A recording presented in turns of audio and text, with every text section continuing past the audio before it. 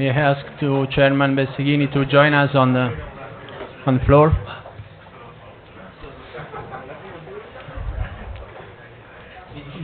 Please, Chairman, can I ask you, Chairman Besseghini, to join us on in the panel? Okay, thank you.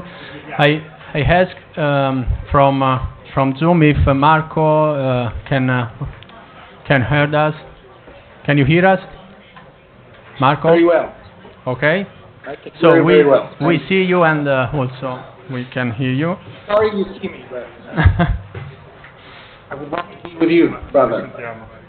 But we cannot hear you. Can you hear me now? Yes, yes. Now we are closing the door. Se chiudiamo le porte.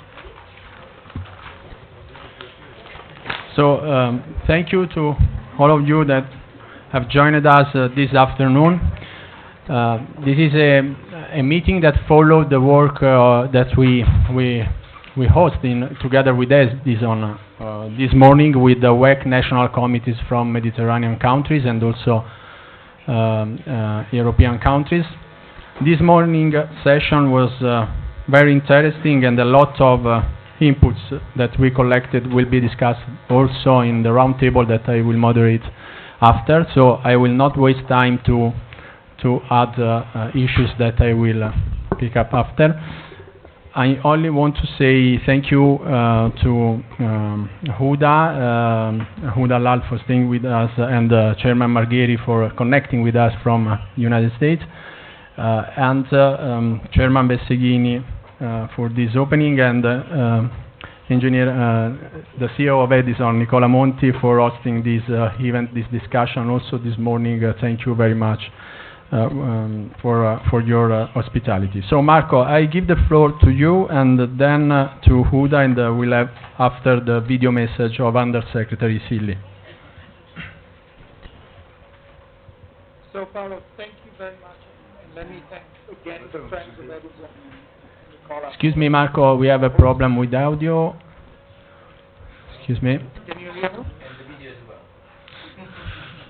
Can you hear me well? I'll come closer. No, they are trying to adjust your audio and your video. Please try. Can you hear me well now? Yeah, yes. Okay, good.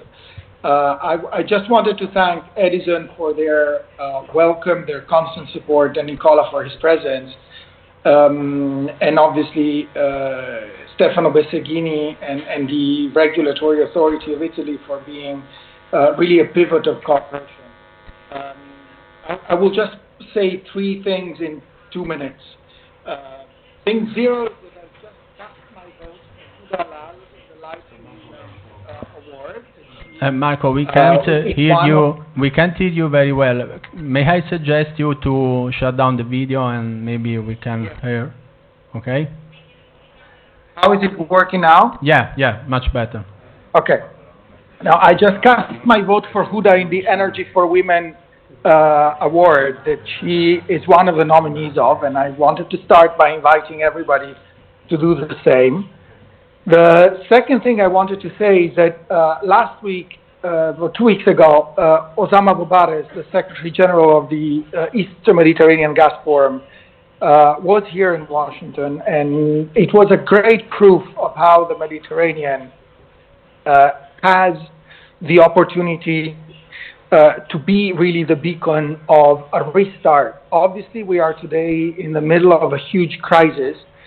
This huge crisis, by the way, is a crisis that was originated and still lingers on outside of energy cooperation. And if there is a beacon of hope, is that of energy cooperation. Hence, the example of how the EMGF has been a platform for dialogue, for peer-to-peer cooperation and solutions, is a good example of where we could go to start back in the field of dialogue. So I wanted to say that there is hardly a more timely moment, even if it sounds counterintuitive vis-a-vis the daily news that are coming from the region. There is hardly any better thing to come, sit and discuss of energy cooperation. The second thing I wanted to say is that the agenda that you have been putting together, I think, highlights very well, and I'm thankful for the WEC committees across the Mediterranean to be with us, and for the OMEC community to be with us, highlights very well that any dialogue can only be a peer-to-peer dialogue, a dialogue in which every country, every sub-region, and the Mediterranean region come together for having shared solutions. Energy here is an obvious example of how shared solutions are needed, because energy is ultimately about infrastructure, and transitioning away from fossil fuels, and I'm using the COP28 language, definitely means doubling down on infrastructure, on the quality of the projects that we bring. And the third and last point that I wanted to make is that this particular meeting, I think, happens at a very timely time. The extended Mediterranean region, with COP27 in Sharm el-Sheikh and COP28 in Dubai, has really proven incredibly forward-looking in understanding the energy transition, in understanding that we need to couple economic development with sustainable solutions. And in this light, this region today, and this is the work of WEC Italy with the friends of OMEC and all the friends of the Mediterranean committees, this region today has to step up its visibility in multilateral context. I am particularly grateful to the WEC of the Netherlands for joining us today, because our friends will be hosting in a couple of weeks the World Energy Congress this year. And we are happy as WEC Italy to foster coordination and to foster visibility for a Mediterranean region that goes across the three rims of the Mediterranean. So thank you all for participating in this discussion. Thank you, Paolo, for putting this together, and obviously to Huda for also leading this conversation. I will leave it to Chairman Bessaghini and to Nicola Monti, the CEO of Edison, to kick us off, and look forward to listening to the panel. Thank you very much. Thank you, and Marco. vote for Huda. Thank you, Marco. Huda, please. Thank you very much. Thank you, Marco. So good afternoon. First of all, thank you to WEC Italy and to Edison for this, now it's third year that we are organizing the launch of MEP in Italy, and special thanks, of course, to Mr. Monti for your hospitality and for your support from Milan to Rome. Thank you also to Secretary Undersecretary of State Giorgio Silli, who will be sharing with us a message. So it's a really great pleasure to be here today to discuss this energy perspective and energy transition issues in the Mediterranean. I would like just to have a few words on our topic. I don't want to spoil what Lisa will be presenting later on with the whole results of Mediterranean energy perspectives. But just to say what happened, we were here, well, in Milan last year, discussing also about the results of MEP 2022 at that time, and now it is MEP 2023. And what happens in 1 year, we had at the same time bad news and good news. I mean, bad news, we all see that when we were last year, we have this crisis in Europe. Now the geopolitical situation in the Mediterranean region is even worsening, and we don't know yet how we could escape from that. And of course, we hope that peace will come back in the whole region as soon as possible. So a complicated situation. Climate change, we've been hearing the Mediterranean region is hotspot, and we are now really facing that also in our daily life. It is not anymore something that it is in the air, hotspot, but it is something that we are experiencing. And from COP to COP, also decisions that have been taken, and here we come to the good news. The last COPs took place in our region, and what we've been hearing, especially from COP 27 to 28, is really ambitious targets from the whole Mediterranean region, countries in order to speed up the energy transition. So there is a clear recognition from all the countries in our region that we need to accelerate energy transition. Of course, the road is different from one to another, like what we said this morning, tous les chemins mènent à Rome. So we are not starting from a similar point, but we are all looking at the same point. This is achieving the energy transition, a just one for the Mediterranean region, and I think this is something that is joining all of us. What MEP shows that we need all technologies. So to reach this target, we will need to play with all the cards that we are in our hands, and that no single country and no single sector can make it by itself. So it deserves, and it is even a must, that we collectively cooperate in order to reach this just energy transition, because we cannot have the luxury to lose it, because the impact would be really catastrophic, not only for climate change, but also for security, energy security, and this is what Lisa will share more in details with you. So thank you again for the hospitality and for the excellent cooperation that we are having for years now with WEC Italy, and we look forward to, thanks to all our friends and speakers, of course, who will join also the roundtable and discussion, and all of you who are always here, Milan, Rome, so it's nice to see that we have a Mediterranean family, and for sure together we can make things happen. Thank you. Thank you, Huda. Thank you for your words about the collaboration. Now I ask to have the video from the Under-Secretary of State, Giorgio Silli, if you can. I ask to the... Desidero innanzitutto ringraziare sia il WEC che l'OMEC per l'invito a questo incontro. Il nostro mondo si trova ad affrontare cambiamenti e sfide senza precedenti in materia di sicurezza energetica, soprattutto dopo gli effetti devastanti sul panorama geopolitico causati dall'aggressione russa contro l'Ucraina e dalla successiva guerra in Medio Oriente.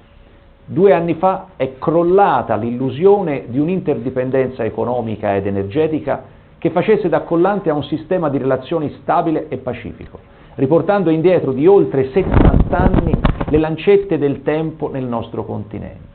L'aggressione ingiustificata dell'Ucraina ha posto fine al paradigma che aveva fino ad allora guidato le scelte di politica energetica di molti paesi europei, che si erano prevalentemente affidati alle forniture provenienti dalla Federazione Russa. La questione della sicurezza degli approvvigionamenti è quindi tornata prepotentemente al centro delle agende dei nostri governi. In questo contesto il Mediterraneo torna ad essere un tassello centrale nello scenario geopolitico, sul quale si concentra la nostra azione, forte dei legami storici e anche della presenza di grande valore delle nostre aziende energetiche.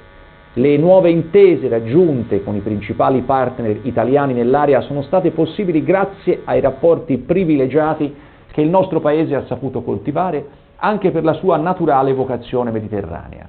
Dal Marocco all'Algeria, dalla Tunisia alla Libia, all'Egitto e al Vicino Oriente abbiamo intessuto nel tempo rapporti per mettere a sistema le potenzialità del Mediterraneo, per incrementare la produzione di energia rinnovabile, compreso l'idrogeno, per migliorare sia le interconnessioni elettriche, sia per la formazione professionale e lo scambio di conoscenze, con l'obiettivo di diventare un hub energetico per l'Europa ed il Mediterraneo.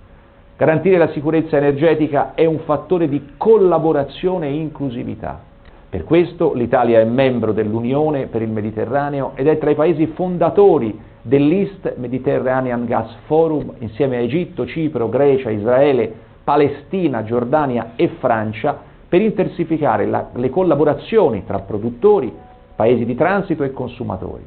Guardando al futuro siamo anche interessati al potenziale offerte dalle risorse del Mediterraneo orientale, che potrebbero garantirci una maggiore diversificazione e sicurezza dei nostri approvvigionamenti. Ma la nostra visione va oltre. Progetti come l'interconnessione elettrica con la Tunisia, il Med, il progetto di un corridoio meridionale dell'idrogeno, testimoniano la nostra ambizione di diventare un hub dell'energia a 360 gradi. Dobbiamo in ogni caso muoverci presto verso una transizione energetica che ci porti ad abbandonare gradualmente le risorse fossili nei tempi concordati alla recente COP28. Questo significa anche valorizzare le nostre eccellenze in settori cruciali. dalla generazione di energia elettrica rinnovabile, ai gas rinnovabili, ai biocarburanti, senza dimenticare ovviamente le infrastrutture correlate. La nostra rete del gas, con alcuni accorgimenti, è pronta ad accogliere l'idrogeno, fungendo da porta verso l'Europa e da ponte tra i diversi continenti che si affacciano sul Mediterraneo. Allo stesso modo le reti elettriche e gli elettrodotti sono la spina dorsale di un futuro climaticamente neutro e sempre più elettrificato. Abbiamo già collegamenti con i Balcani, la Grecia, Malta e, come già evocato, siamo impegnati nella realizzazione di un nuovo elettrodotto con la Tunisia, con l'obiettivo di scambiare sempre più elettricità proveniente da fonti pulite, valorizzando le diverse condizioni atmosferiche dei paesi che si affacciano sul Mediterraneo, a partire dal solare e dall'eolico. Allo stesso tempo vantiamo una delle reti elettriche più avanzate e digitalizzate al mondo, un esempio che possiamo esportare e dal quale possono beneficiare i nostri partner. Si tratta di caratteristiche fondamentali per garantire il crescente contributo delle fonti di generazione elettrica distribuite e non programmabili, nonché per abilitare una serie di servizi alla base della crescente elettrificazione degli usi finali. Con l'aggressione russa all'Ucraina il Mediterraneo è diventato un'area ancora più cruciale per il destino dell'Europa e con esso deve crescere il ruolo dell'Italia come ponte tra le due sponde per far sì che la nostra regione continui ad essere un mare di beni comuni, un mare che unisce. In questo ci ispiriamo anche all'ormai noto piano Mattei, volto a creare nuove relazioni con i nostri vicini della sponda meridionale e africana basate sull'uguaglianza e sul vantaggio reciproco. Non si tratta solo di energia, si tratta di creare le basi per una pace e prosperità durature basate sulla collaborazione paritetica tra i nostri popoli. Grazie per l'attenzione. Desidero innanzitutto... Ecco, ringraziamo noi il sottosegretario. Ora, quindi dopo questa apertura, do subito la parola a Nicola Monti, CEO di Edison, amministratore delegato di Edison, appunto per portarci un po' dentro i temi dell'energia che discuteremo oggi. Grazie, ringrazio sia WEC che l'OMEC per l'organizzazione di questo evento, è un piacere ospitarvi e dare il nostro contributo soprattutto alla discussione. Ma cosa dire? Noi parliamo tanto di transizione energetica, è un tema su cui l'Unione Europea ha costruito la propria politica negli ultimi anni. Però quando parliamo anche di Mediterraneo spesso facciamo fatica a mettere assieme le due cose, in realtà sono due facce della stessa medaglia, soprattutto per noi che abitiamo in un paese che ha migliaia di chilometri di costa che guardano sul Mediterraneo. L'Italia come punta del Sud Europa è quella che ha le maggiori interconnessioni, le maggiori dipendenze proprio da fonti primarie che arrivano dal Nord Africa. La politica europea legata alla transizione energetica è nota, è una politica sfidante, si basa sicuramente su tre pilastri che sono l'indipendenza energetica, cioè una maggiore diversificazione, la decarbonizzazione e ovviamente la sostenibilità economica, perché l'energia è un fattore di competitività per tutte le economie. Per raggiungere questi obiettivi, lo diceva Uda prima, ci vuole un approccio sicuramente neutro sulla tecnologia, non ideologico, bisogna essere in grado di utilizzare quello che oggi la tecnologia ci mette a disposizione e quello che ci metterà a disposizione, continuando a investire sull'innovazione nel futuro, perché gli obiettivi non si esauriscono al 2030, che sono i primi obiettivi fissati dall'Europa, ma al 2050 poi c'è il grande obiettivo che dovrebbe riguardare tutti e non solo i paesi europei, che è quello della decarbonizzazione. Il gas naturale continua ad avere un ruolo centrale come sostegno alla transizione per garantire la disponibilità della fonte anche in termini competitivi. E questo è un fattore che oggi ci ancora, è il fattore principale che ci ancora al Mediterraneo e l'innovazione, investiamo in innovazione in tante aree. L'innovazione dell'energia è una delle aree in cui bisogna investire maggiormente, proprio perché oggi abbiamo mappato tante tecnologie che possono contribuire a dare una risposta al tema della decarbonizzazione, ma di queste tecnologie ancora poche sono industrializzate e sono a condizione di mercato, e qui lo sforzo da mettere in campo è notevole. Ecco, questi obiettivi molto sfidanti, gli obiettivi per esempio solo al 2030, fissati dall'Europa, li abbiamo messi con gli occhiali europei, non ci siamo messi gli occhiali che guardano verso sud, gli occhiali del Mediterraneo, perché se guardiamo alle economie e alla situazione energetica ed economica dei paesi del resto del Mediterraneo, non solo del nord, del sud del Mediterraneo, ma anche dell'est del Mediterraneo, ci rendiamo conto che nessuno di questi paesi è in grado oggi di mettere in campo le risorse economiche ne pensa. È una questione non solo di disponibilità economiche, anche se tutti sappiamo che l'Europa sta facendo uno sforzo notevole anche per incentivare questa accelerazione per raggiungere gli obiettivi di decarbonizzazione, è anche una questione di tessuto industriale, quindi di capacità poi di mettere a terra e di realizzare gli investimenti necessari. Ma dobbiamo renderci conto poi che la CO2 certamente non ha i confini che sono i confini politici, ma il tema della decarbonizzazione è un tema che deve interessare tutti, in particolare se allarghiamo lo sguardo a quello del Mediterraneo, il raggiungimento costoso, il raggiungimento ma anche giusto come obiettivi sfidanti dell'Europa, che però conta il 7% delle emissioni globali, se non è inserito in un panorama in cui anche gli altri paesi, quelli che si affacciano sul Mediterraneo, quelli limitrofi, non si pongono gli stessi obiettivi, serve sostanzialmente a poco per quanto riguarda l'obiettivo mondiale, che è quello di contenere l'aumento di temperatura a 1,5 gradi, perché se io faccio uno sforzo da una parte ma non guardo dall'altra, a livello complessivo l'incidenza che io ho sul sistema complessivo è molto limitante, e quindi questo vuol dire che dobbiamo cambiare un po' la prospettiva con la quale noi guardiamo a paesi con cui abbiamo una serie di scambi strutturati che sono di natura fisica e di natura economica. Oggi i legami sono sicuramente di infrastrutture, ma che sono infrastrutture monodirezionali. I flussi di gas principalmente vengono verso il sud dell'Europa partendo dal nord dell'Africa, e in questi paesi, in alcuni di questi paesi come l'Algeria o come l'Egitto, come la Libia, la produzione di idrocarburi è la prima fonte di generazione di PIL di questi paesi, quindi è molto importante. I flussi economici sono monodirezionali da chi compra a chi vende.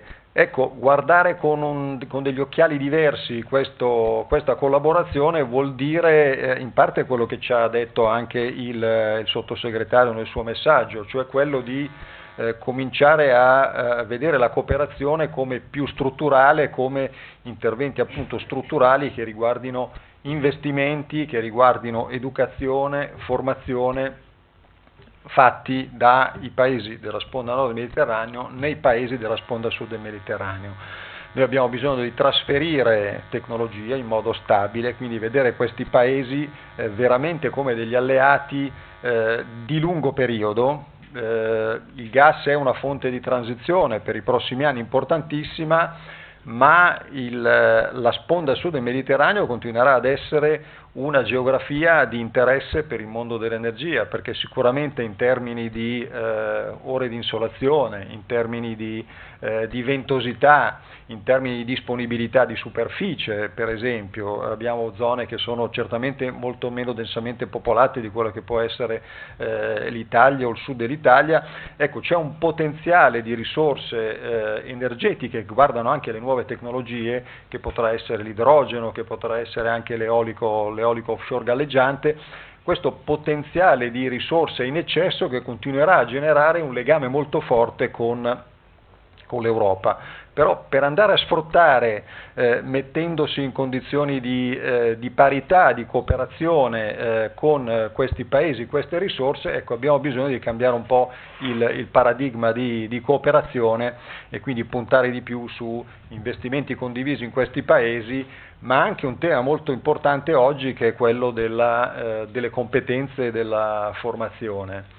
Noi abbiamo bisogno in Italia in Europa, ma io guardo l'Italia in particolare, noi oggi non riusciamo a soddisfare le richieste di competenze che l'industria ha rispetto alle capacità della nostra scuola, dei nostri istituti, in particolare gli istituti tecnici e dell'università, e poi abbiamo un calo strutturale di natalità, di popolazione. Ecco, se vediamo con degli occhiali diversi, ripeto, rivolti più verso sud, anche questo tema delle competenze che può portare le industrie, ma anche il settore pubblico a strutturare meglio cooperazioni con questi paesi, ecco, questo creerebbe un legame veramente più forte che permetterebbe di mettere a fattor comune i benefici dello sfruttamento delle risorse energetiche e che soprattutto permetterebbe ai paesi europei di trascinare maggiormente nel percorso di transizione energetica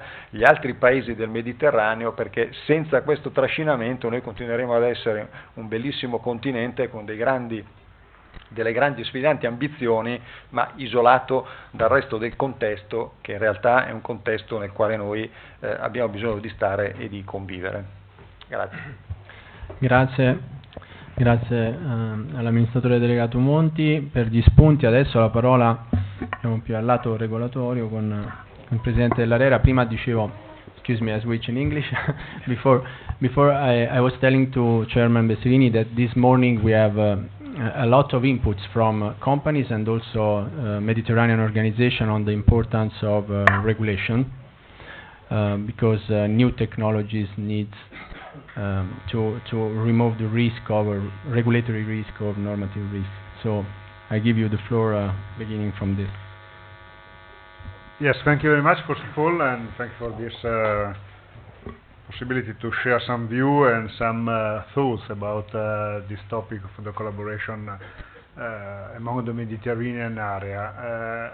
I would say that I have a little bit of embarrass because it's always difficult to understand what kind of contribution could be useful in this kind of discussion, because of course you can start very high at 10,000 meters looking to the general situation and sharing goodwill of good cooperation and good reciprocal understanding, which is for sure a good starting point.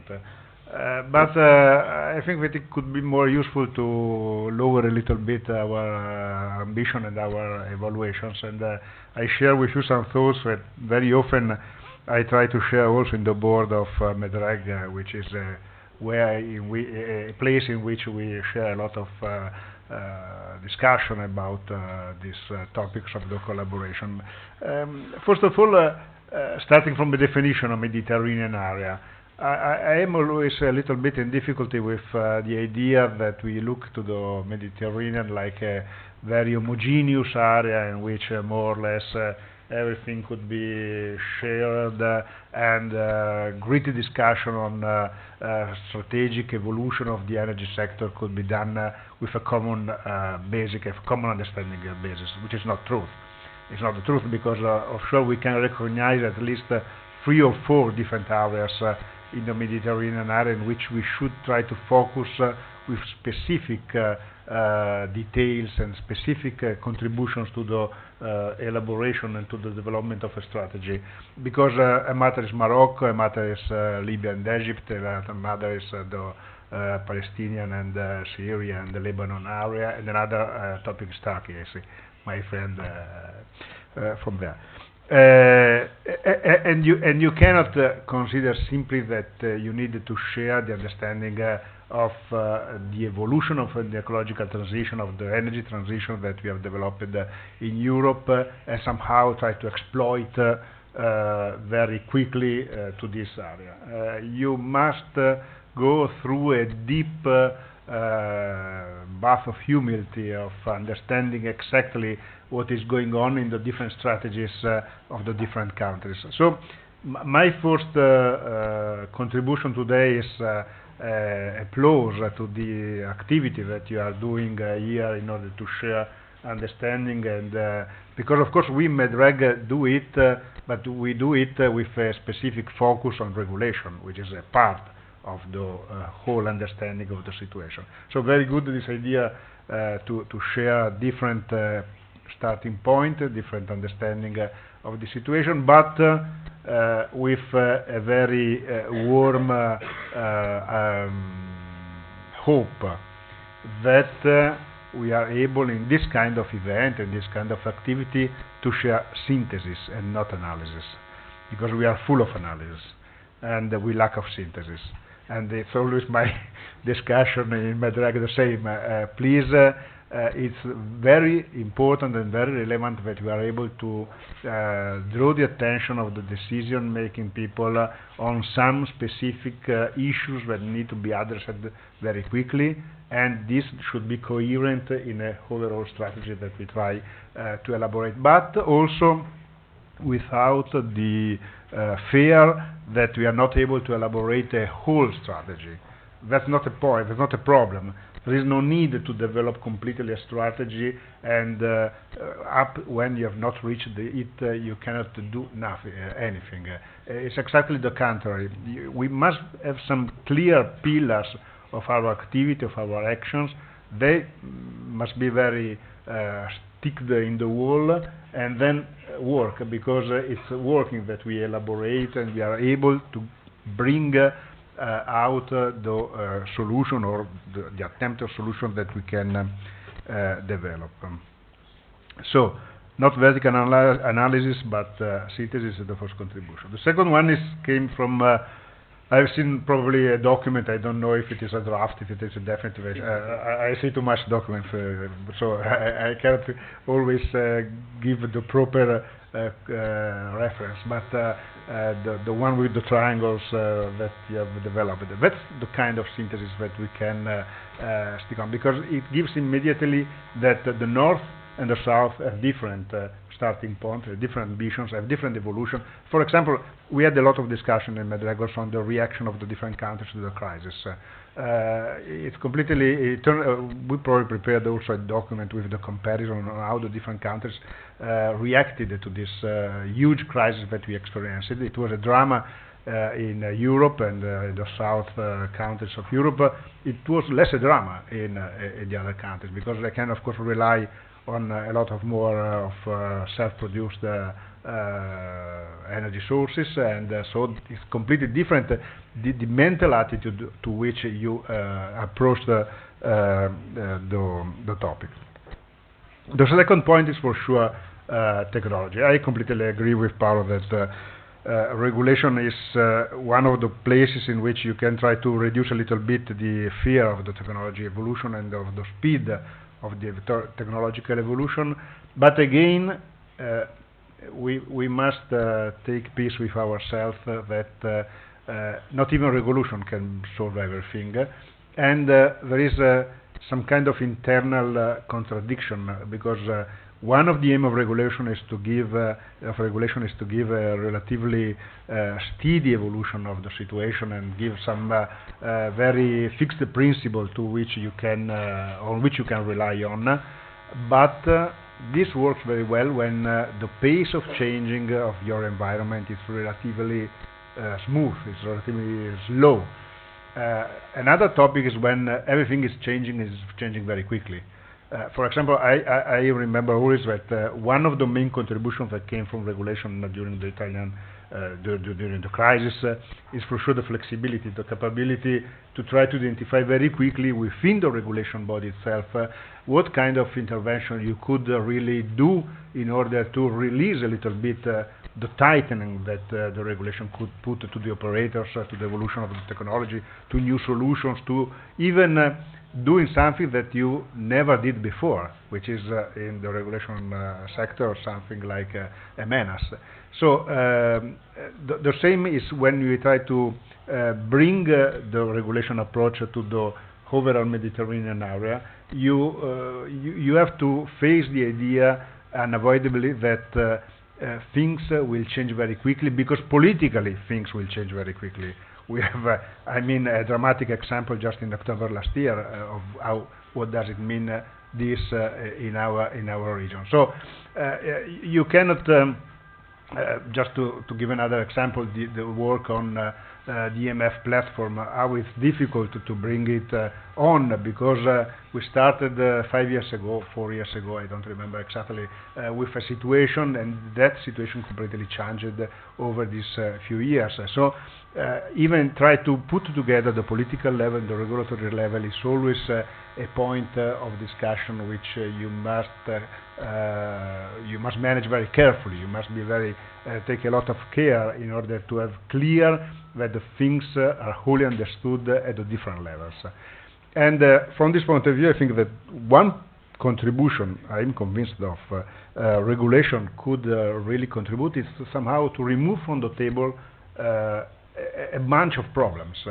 I mean, every time you have to face cooperation among different countries and so on, you have political, technical, economical, social, environmental issues. Okay, regulation cannot solve everything, but can for sure take care of part of that problems, can take care of the fact that some kind of problem can be solved relatively easily, or at least there is a long story, a long example on which you can rely on in order to try to overcome them. And that's the contribution that regulation can bring very quickly. Put on the table the potential solutions, say, okay, of this, don't worry, we take care of that. And afterwards you have a lot of other problems that you have to manage at the political level. And I have just another point that is the fact that when you come to the discussion of these issues, it's very relevant the speed of exploitation of the things you are discussing on. This is another topic I always stress, my friend in Medrag. It's really important that you are able to deliver very quickly the state of or the art of our thinking, because if you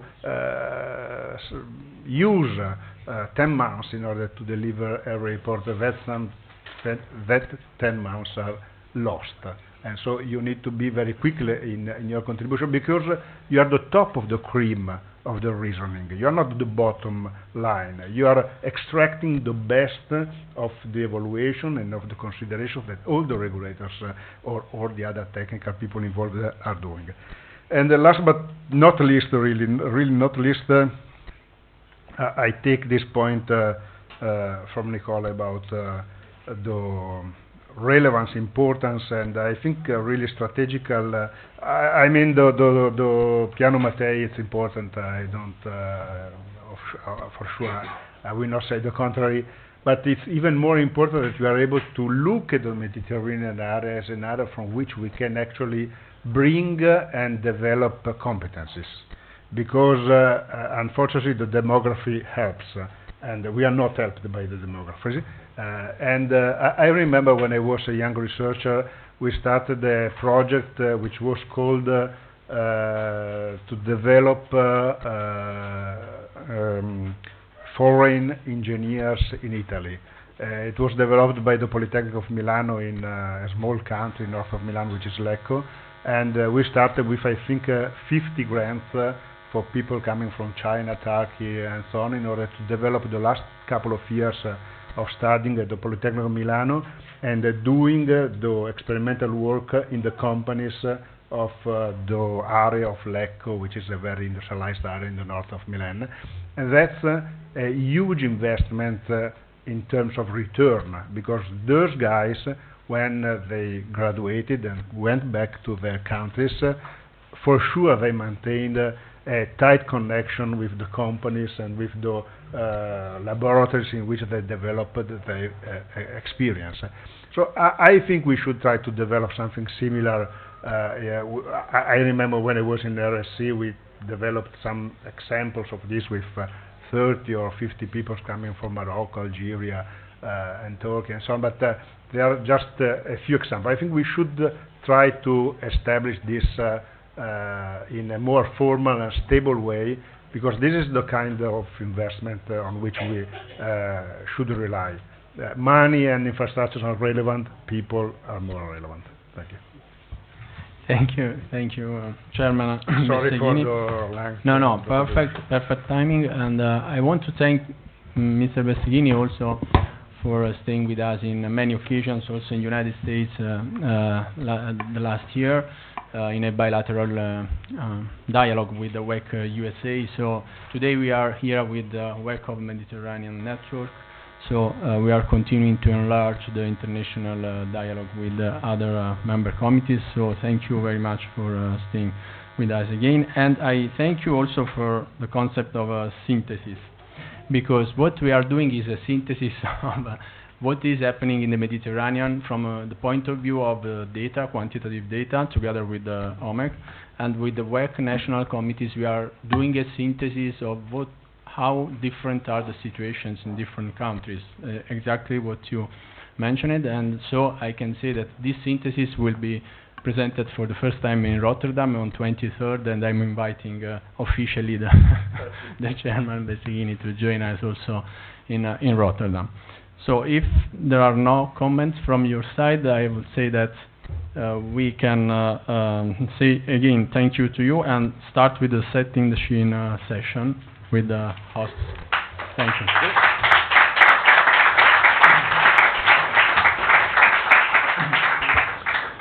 So we have connected in Zoom Alessandro Blasi. Alessandro, can you hear us?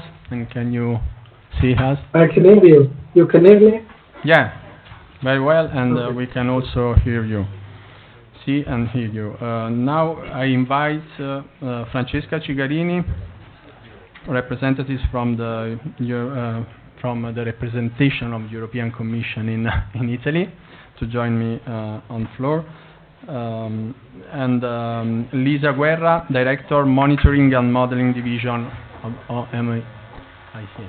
Okay, thank you. Yeah, no problem.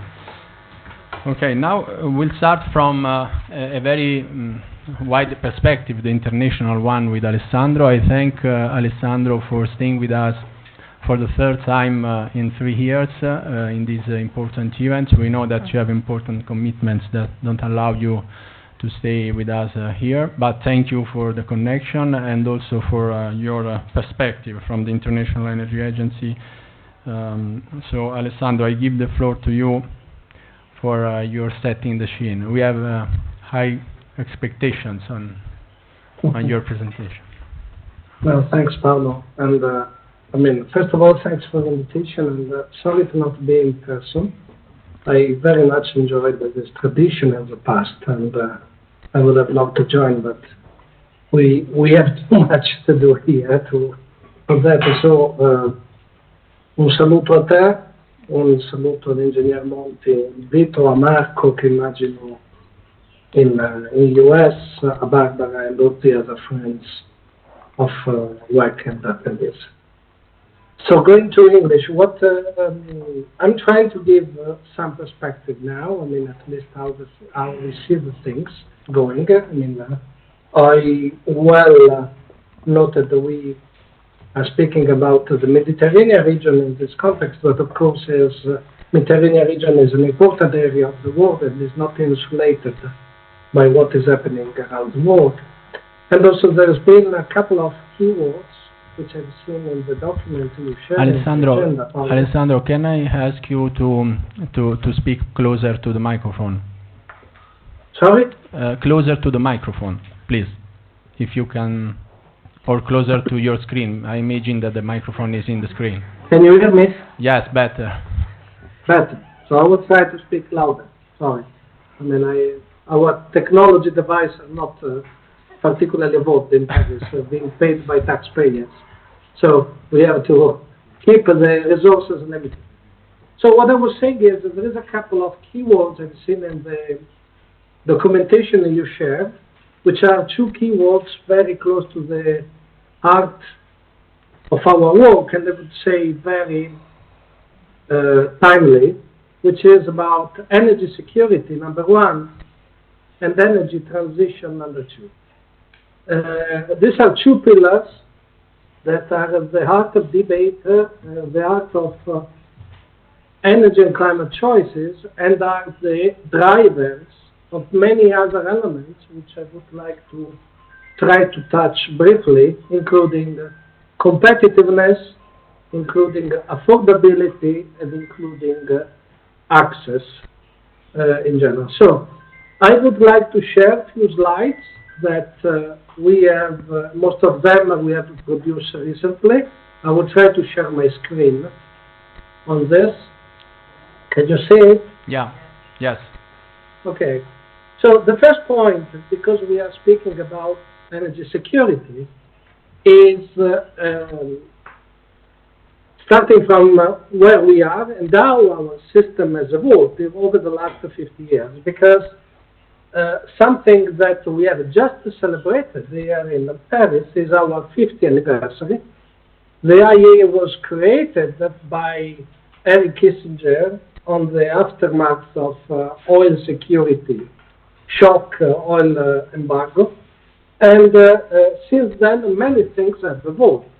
When we look in terms of energy supply, we have seen that the fuel, two main elements. Number one is that the energy demand has increased enormously over the last 50 years, and at the same time, the composition of the energy mix has evolved. While the share of fossil fuels has remained predominant, although the relative percentage has changed a bit.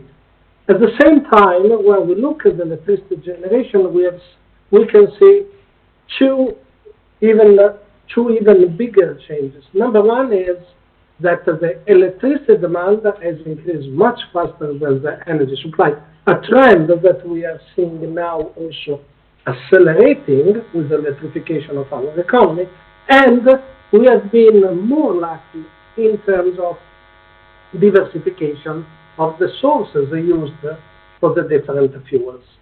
Now, one thing that is important to emphasize here in my view is that despite the changes we have seen in the global energy mix, some traditional energy security elements remain as important as ever. We have important elements in terms of security of supply. We have important geopolitical elements in this picture. At the same time, we see more technologies entering into the mix, giving us a little margin of diversification. A second element that I would like to show, I don't know, you, Paolo, I do not understand if you see my slide changing. Not changing. We see the slide, but it's not changing. Because my computer is changing, so I don't know what is happening there. Maybe you have a different computer. The screen and you can change it directly. Maybe if you can shut down presentation mode. Okay, now we see. Now we see the slide, the shift to a more mineral-intensive energy system. Okay, let me try to see if it's going. Okay, if I put like this, it's better. Yeah, we see the slide. Okay, now I see as well there. So I was speaking about energy security. There are two elements. One is the traditional security in the fuels that were predominant and remain very relevant. So we are speaking oil, gas, and coal. And I would also add that what is happening in the Red Sea and what potentially might happen in the Strait of Hormuz is a strong reminder of the element of security of supply and the importance of a mechanism to compensate the potential disruption. But at the same time, there are new energy security elements emerging, and one of those is about critical minerals. Critical minerals is something that has scaled up the agenda of the leaders and has attracted debate in many parts of the world, because critical minerals are a fundamental component of a lot of clean energy technologies that are getting more and more deployed in our energy system. This slide shows a work that the IEA has been doing in estimating how much quantities that the critical minerals are required by single technology. And in this area, there are two fundamental issues. Number one is the supply, which is strongly concentrated in few countries. For many of these critical minerals, about 80% of supply tend to be concentrated in the 3 top producing countries. But even more worrying is that as for oil, we need the refineries. For critical minerals, we need the processing. And the processing industry, for most of these minerals, for more than 80% is concentrated in one single country, which is China. I mean, to make a bit of stretch comparison, is like putting all the refineries of the world in a country like Saudi Arabia, or in a country like Russia, or in another country. It's evident that this raises a fundamental geopolitical issue and a fundamental concern for the global supply chain and the vulnerabilities of the system. So one element is the energy security that is going from maintaining traditional factors of concern and adding new ones. So energy security in a clean energy transition is not a topic going away, and is something the policymaker and actors have to think about. Then we can speak about I think you need again. Yeah, we see it. Okay, you see it? Yes. Yes.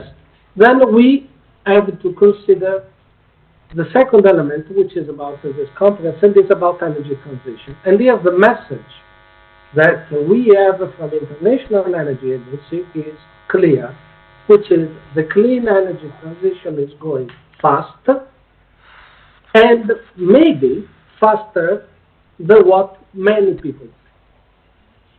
Now, this chart shows some selected clean energy technologies, and the impressive, for most of them, jumps that we are seeing in terms of new capacity deployed at global level in one single year, from 2026, 2022 to 2023.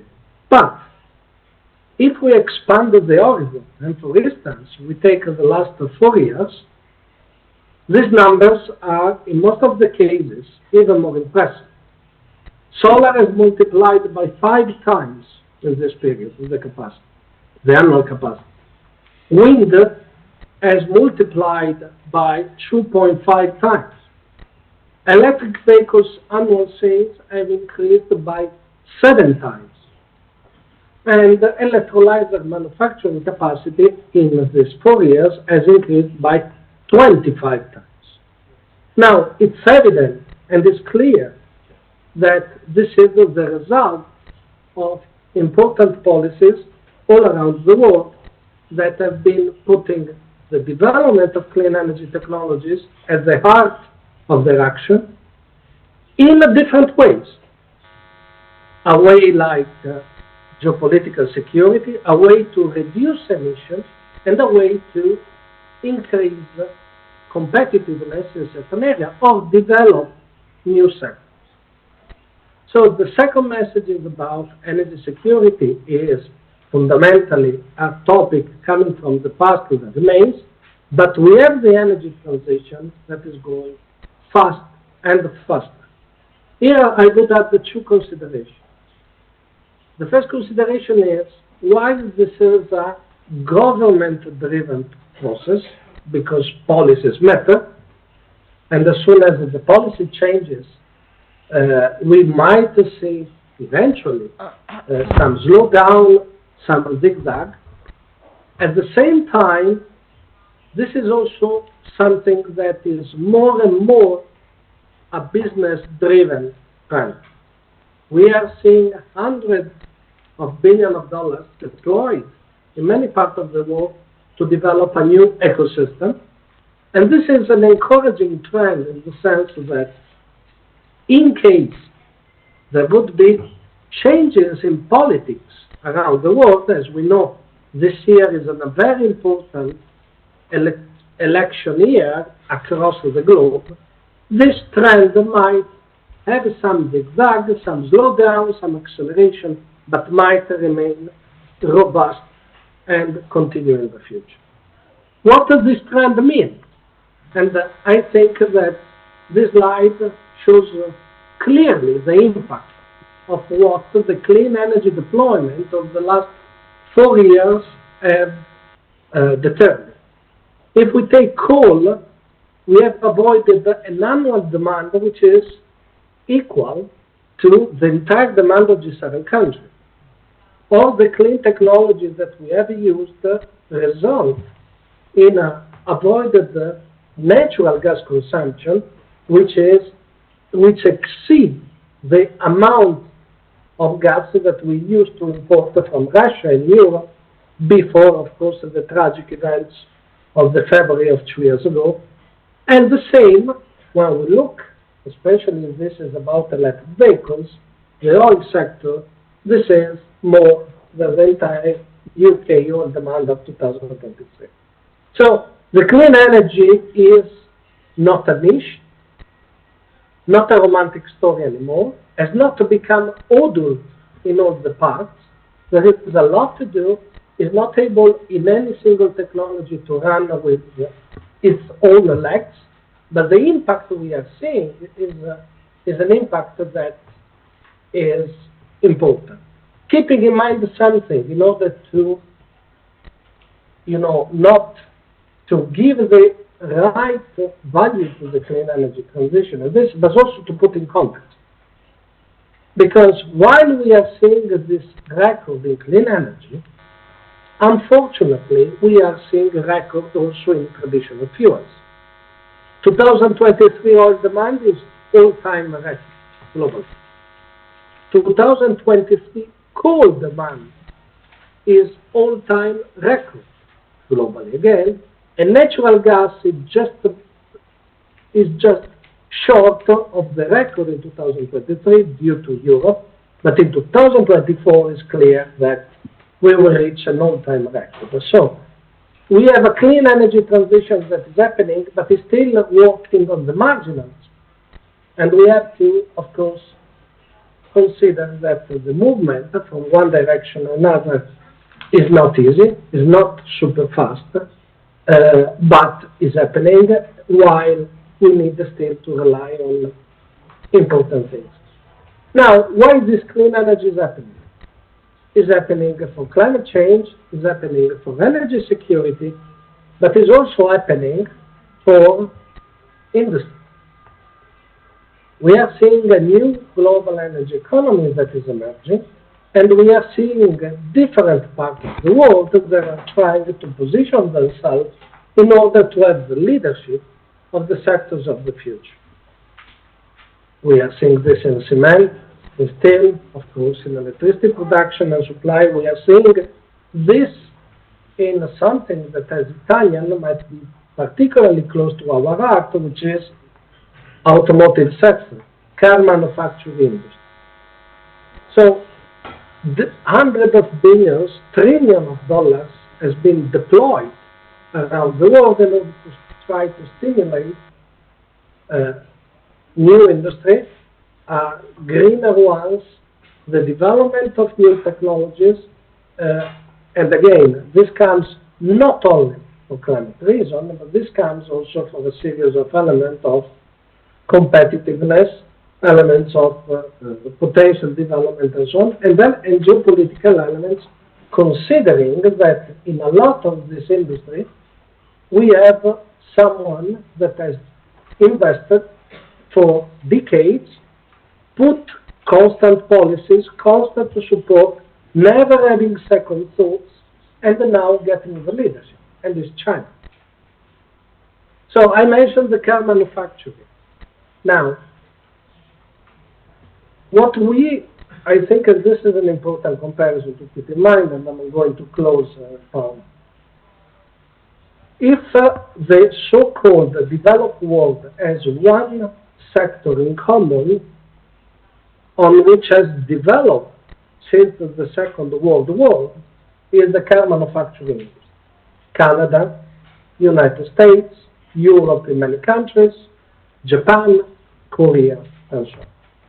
all this area of the world, that the car industry, that has been a fundamental backbone of global economy development, has given good jobs, food to hundreds of millions, maybe billions of families across all this time.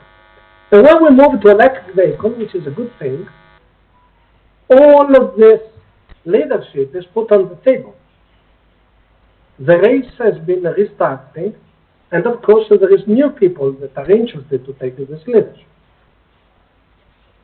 And today, when we look around the world, every second car sold and electric vehicle car is in one country, is China.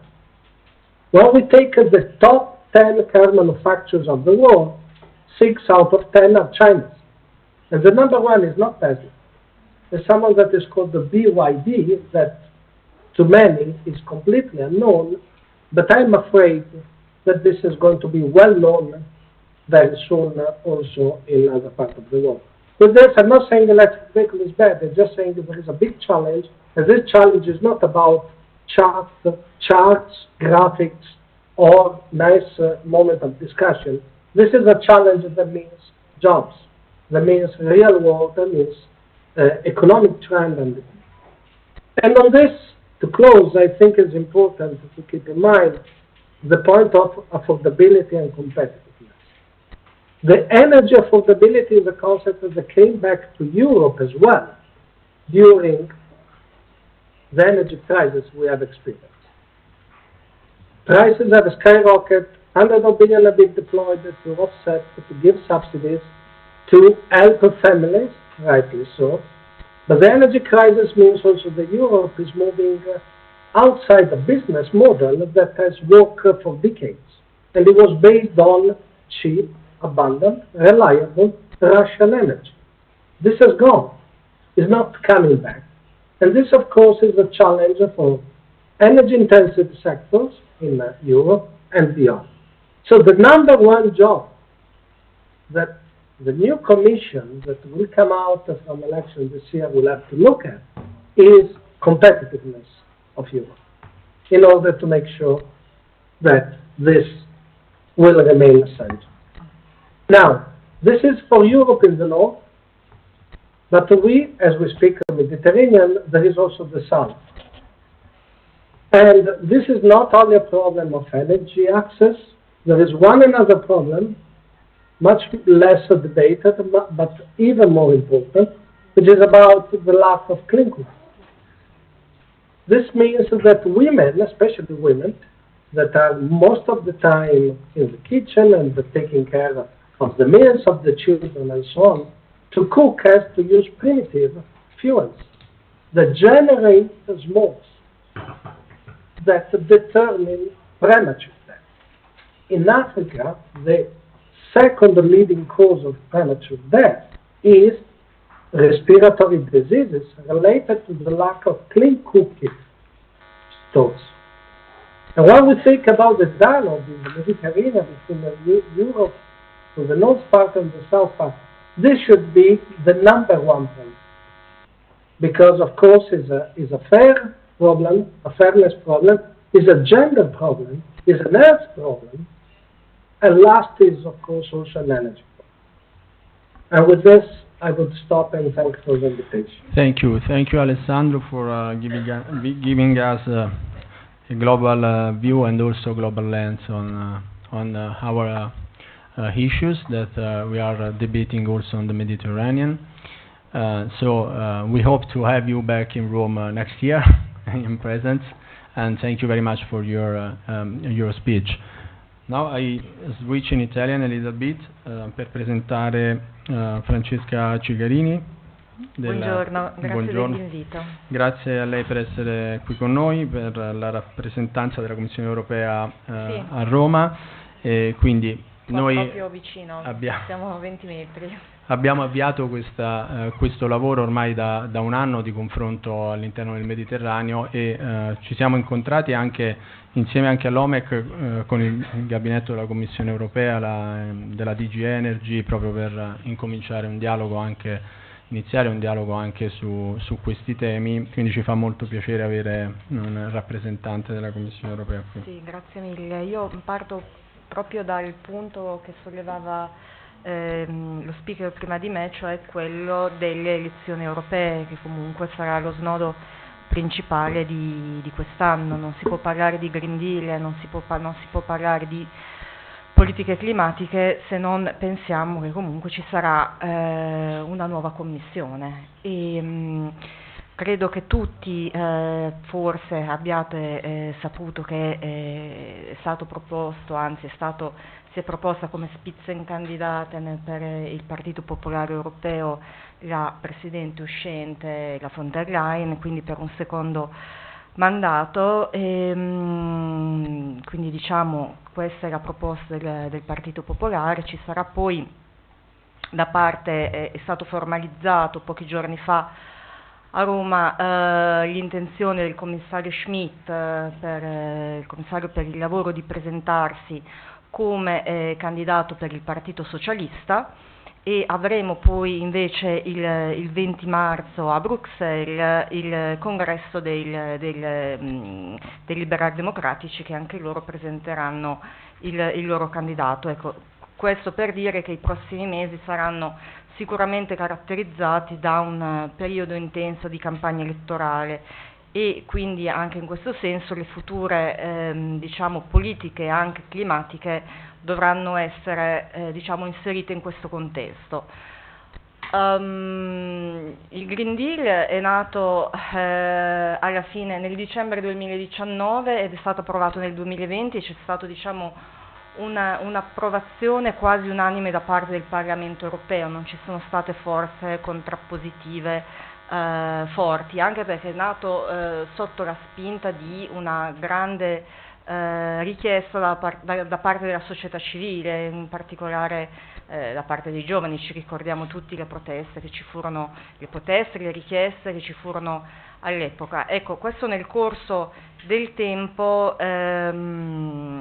diciamo si è andato un po' evolvendo, nel senso che sono state fatte diciamo delle analisi un po' bipartisan nei confronti della politica verde, della politica di transizione ecologica della Commissione europea. C'è chi l'ha giudicata non abbastanza ambiziosa, non abbastanza green, ad esempio sul tutto il discorso di mantenere il gas come diciamo energia di transizione per un lungo periodo. Questo naturalmente anche in seguito, no, proprio no.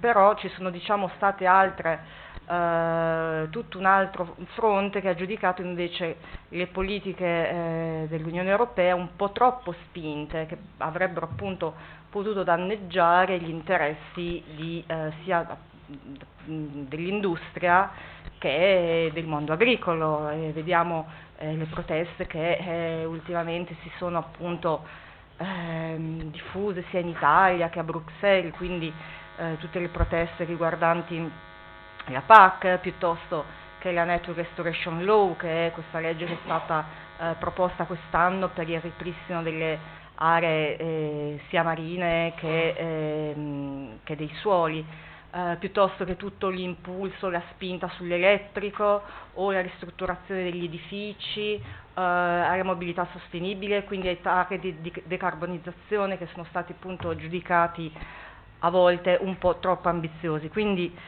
queste sono state un po' le letture fatte da parte sia della società civile che dei media che dell'opinione pubblica. Ecco, questo non ci deve fare però perdere diciamo il punto fondamentale, che sono state fatte dei passi avanti molto molto importanti. Intanto si è reagito a due crisi, la prima quella del Covid, che ha sicuramente portato un abbassamento ha portato insomma le attività produttive a soffrire, quindi la Commissione europea ha voluto rilanciare la competitività, la produttività e gli investimenti anche attraverso degli investimenti green, quindi rilanciamo la nostra competitività e nello stesso tempo proseguiamo attraverso il nostro cammino di transizione climatica. La seconda grande sfida il grande evento recente è stato la guerra in Ucraina, e anche lì c'è stata una reazione abbastanza decisa, perché c'è stato tutto il pacchetto Fit for 55 che segue poi l'approvazione dei nuovi target climatici, che sono appunto quello della neutralità climatica al 2050 e quello del taglio delle emissioni al 2030 del 55%, che però ha schematizzato molto, in maniera molto chiara i target da raggiungere, quindi un incremento dell'efficienza energetica, un incremento dell'utilizzo degli rinnovabili, un'attenzione data all'idrogeno e nuove modalità di approvvigionamento energetico attraverso ad esempio le fonti LNG, gli accordi con gli Stati Uniti e soprattutto anche a questa potenziale partnership con il continente africano, che in questo momento è diciamo voluta molto anche dall'Italia attraverso la proposta del piano Mattei. Ecco, quindi diciamo che questo è un attimo il quadro di quello che è la situazione ad oggi del Green Deal. L'Italia è uno Stato che in tutto questo ha presentato il suo piano nazionale per l'energia e il clima alla Commissione europea. Ci sono stati forti apprezzamenti per l'azione dell'Italia in termini di target climatici, soprattutto per quanto riguarda l'utilizzo delle rinnovabili, che si avvicina molto ai target che sono stati prefissati. C'era ancora qualche dubbio rispetto al raggiungimento degli obiettivi per quanto riguarda l'efficienza energetica e l'efficientamento degli edifici. Comunque c'è diciamo un dialogo tra Commissione e Governo. Ecco, diciamo per concludere e guardando in prospettiva al futuro, chiaramente la prossima Commissione sarà sicuramente frutto di un accordo e di una coalizione politica, ma ci saranno anche nuove priorità ovviamente, perché nuove sfide si sono affacciate in questo periodo, come ad esempio anche ultimamente il Medio Oriente, ecco, insomma. Però queste diciamo nuove priorità non saranno sostitutive di quelle che sono state delineate dalla Commissione precedente.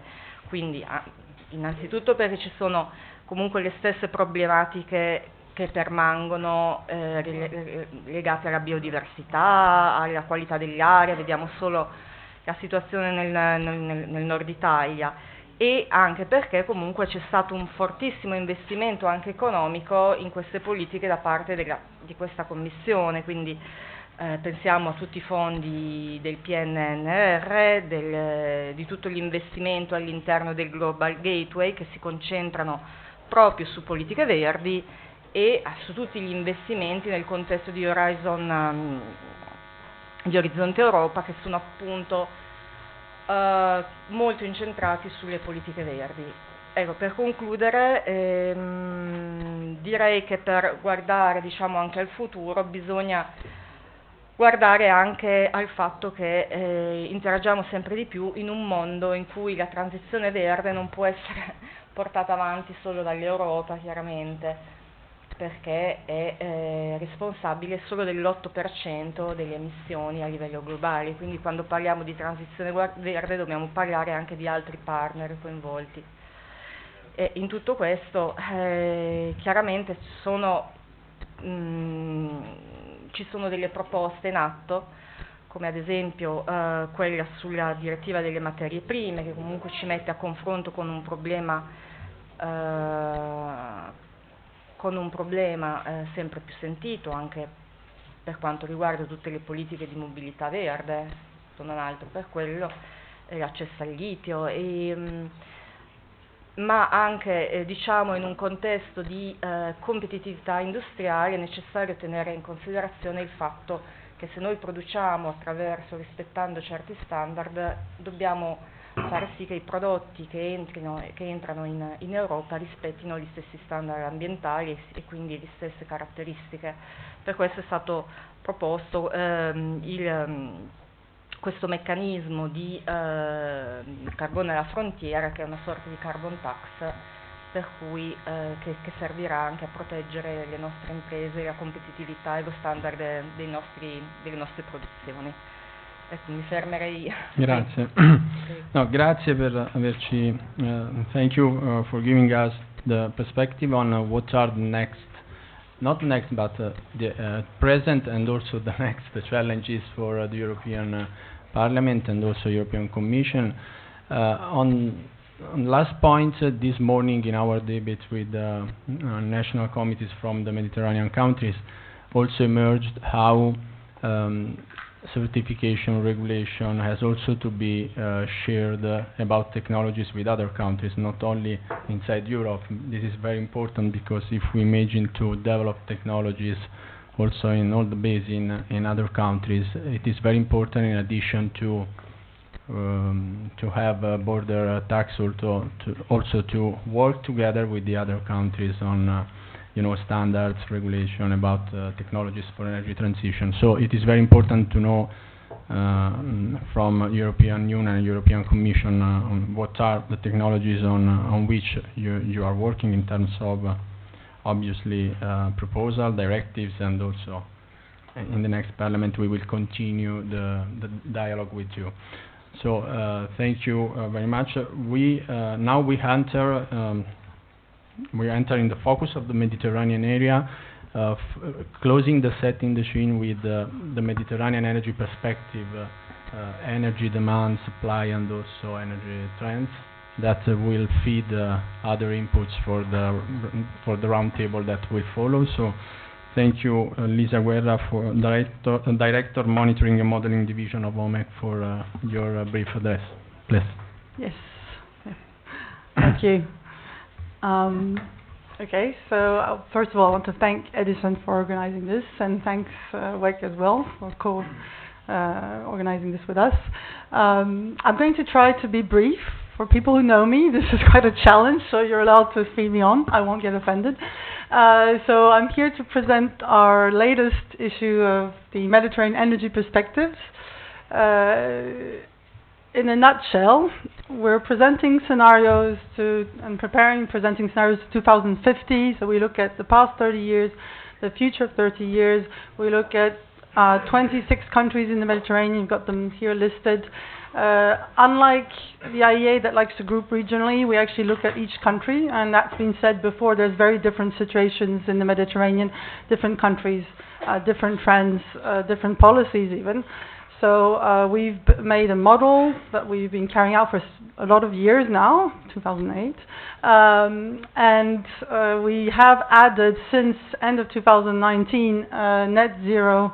It used to be a near net zero carbon scenario that that's co-funded by the European Commission. It's interesting because when we started off this net zero scenario, it was meant to be a utopia kind of scenario. Everyone was saying, okay, we do this as something extraordinary, it's just a dream thing, and we used to have two other scenarios.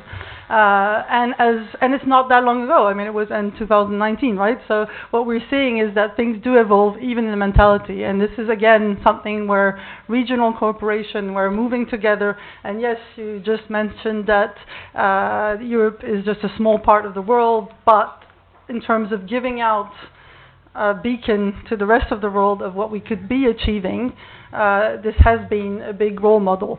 But what's interesting to see is that the South Mediterranean countries, when we first started out in 2019, yes, it's a dream, but don't take us to 2050 net zero. There's no way we can achieve it. Maybe 2060, but that's already too much of a dream. Back in the days, China was also saying 2060. 2 years later, everyone's saying, no, we want to do it to 2050, let's see what happens. So this is quite, there is an optimism that's happening. People are talking about it, and we might not be yet on track, but so let me present the results of our two scenarios.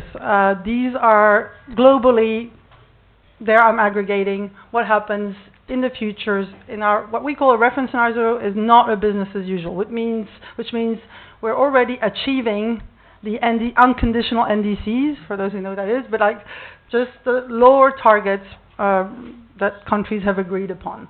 But still, these are improvements. But even then, if you do that, yes, you stray away from the 40+% of increase in demand that happened in the past 30 years, but you're still increasing demand by 30%. So this is totally unsustainable. Now, if we want to reach a net zero, that means we need to decrease from today's level 20%, so a fifth of our demand, and it's actually going down 37% from what the current trends are doing.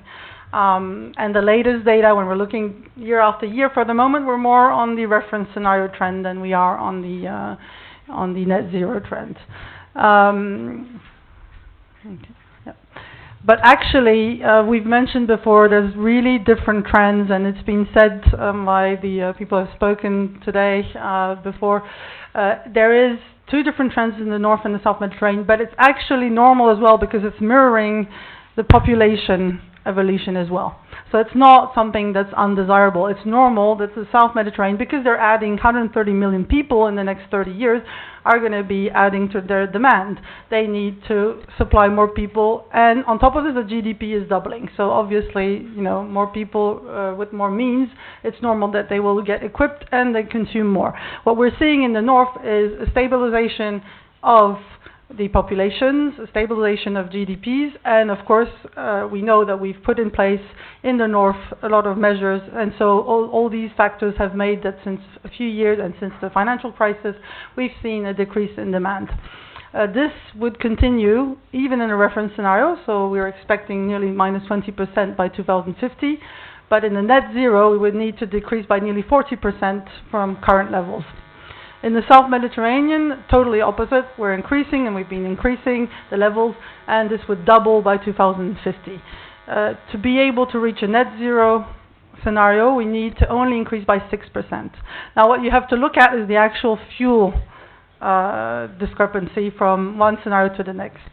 We have a total shift, and that's been said before. Yes, of course, much more renewables, that's for sure.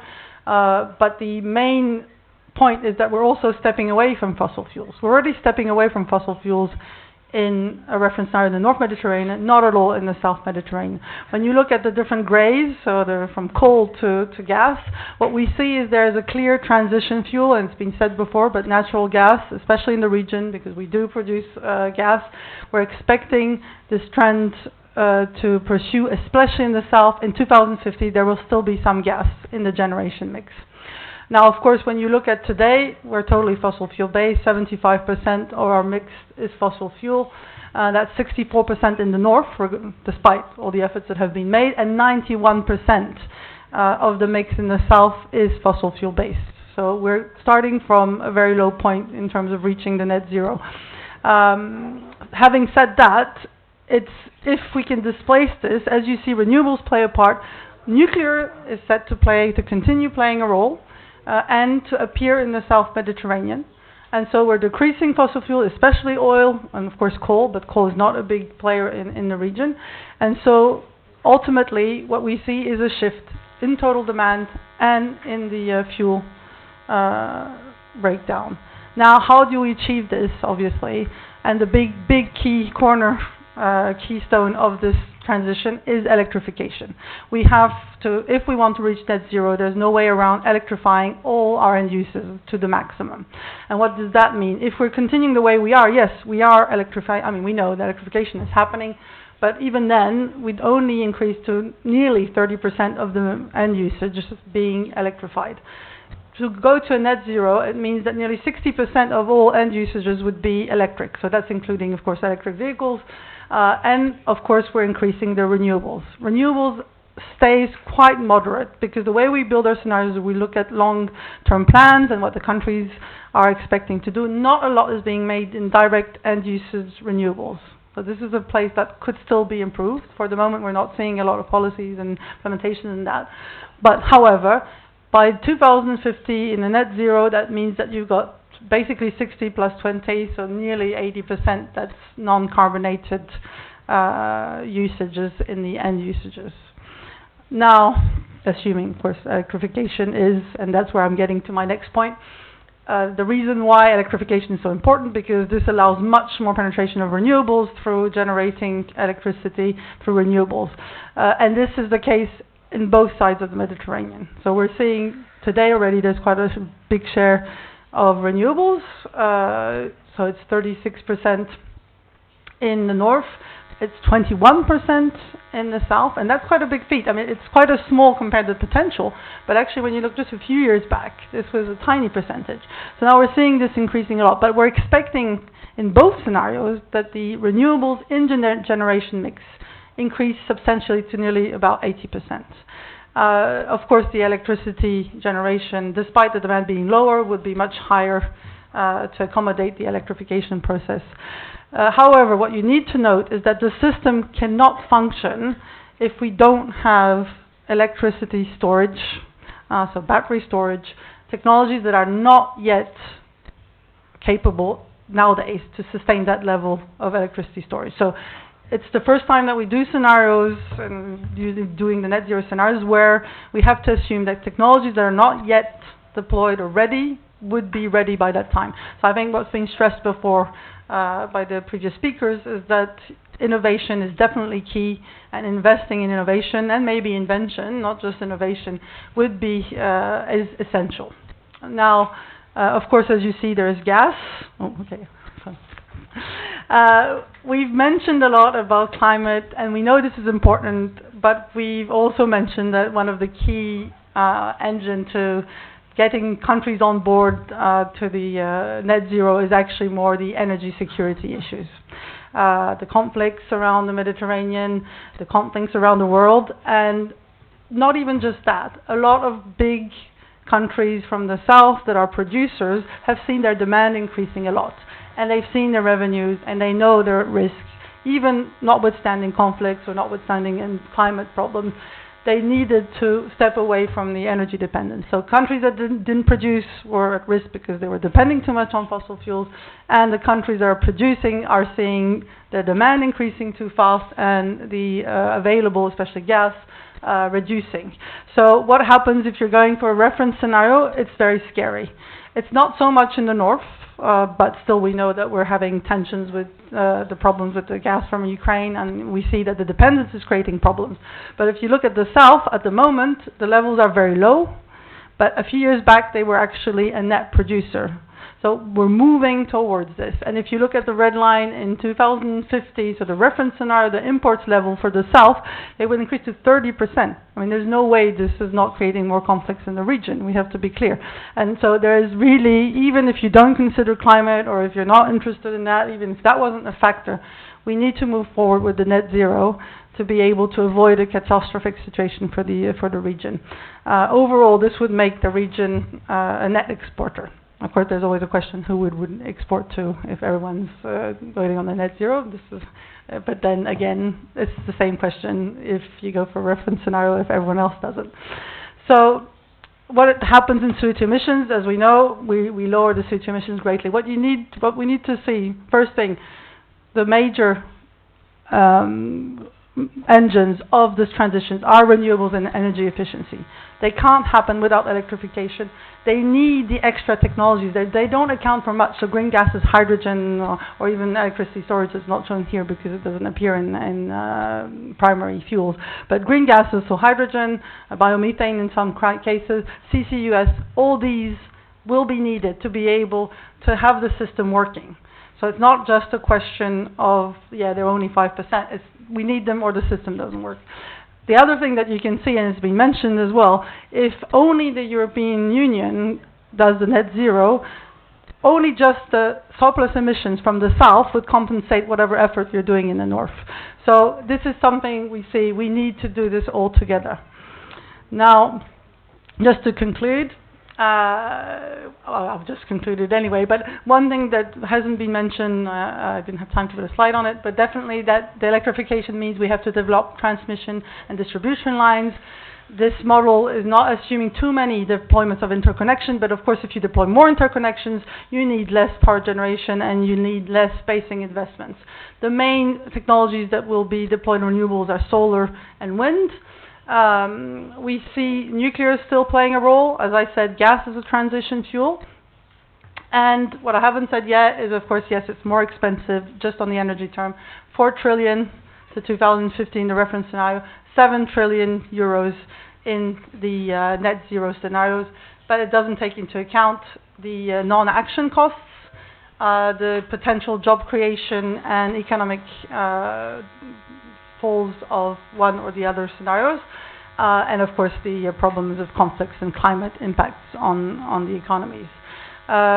Definitely the cooperation. Just to give one piece of hope, I was helping my little girl, 11 years old, to study for a history exam yesterday, and they were studying Greece and Rome, and the antique Greece and Rome. And yes, and they were showing how the first paragraph was about how it was little cities that were fighting with each other, and yet they managed to build empires. So I think this is kind of inspiring, because yes, there were conflicts, a lot of things happened, but empires were built and things moved forward, and it was the Mediterranean, so there's hope for us yet. Thank you. Thank you. Thank you for our speakers in the setting the screen. Now we have a round table, a dialogue with companies and also organization of the Mediterranean region. Thank you. We have a change in the table. I invite on the table the Member of Parliament, Italian Parliament, Giulio Centemero, that is also Vice President of Parliamentary Assembly of the Mediterranean. Thank you, please. And I move on the podium, and I invite Domenico Maggi, Director of International Relations, EU Affairs at SNAM. Okay. Abdelatif Bardash, President of Medreg, and Igor Malgeri, and then we will have another round with the other speaker. Igor, please take my seat. Okay.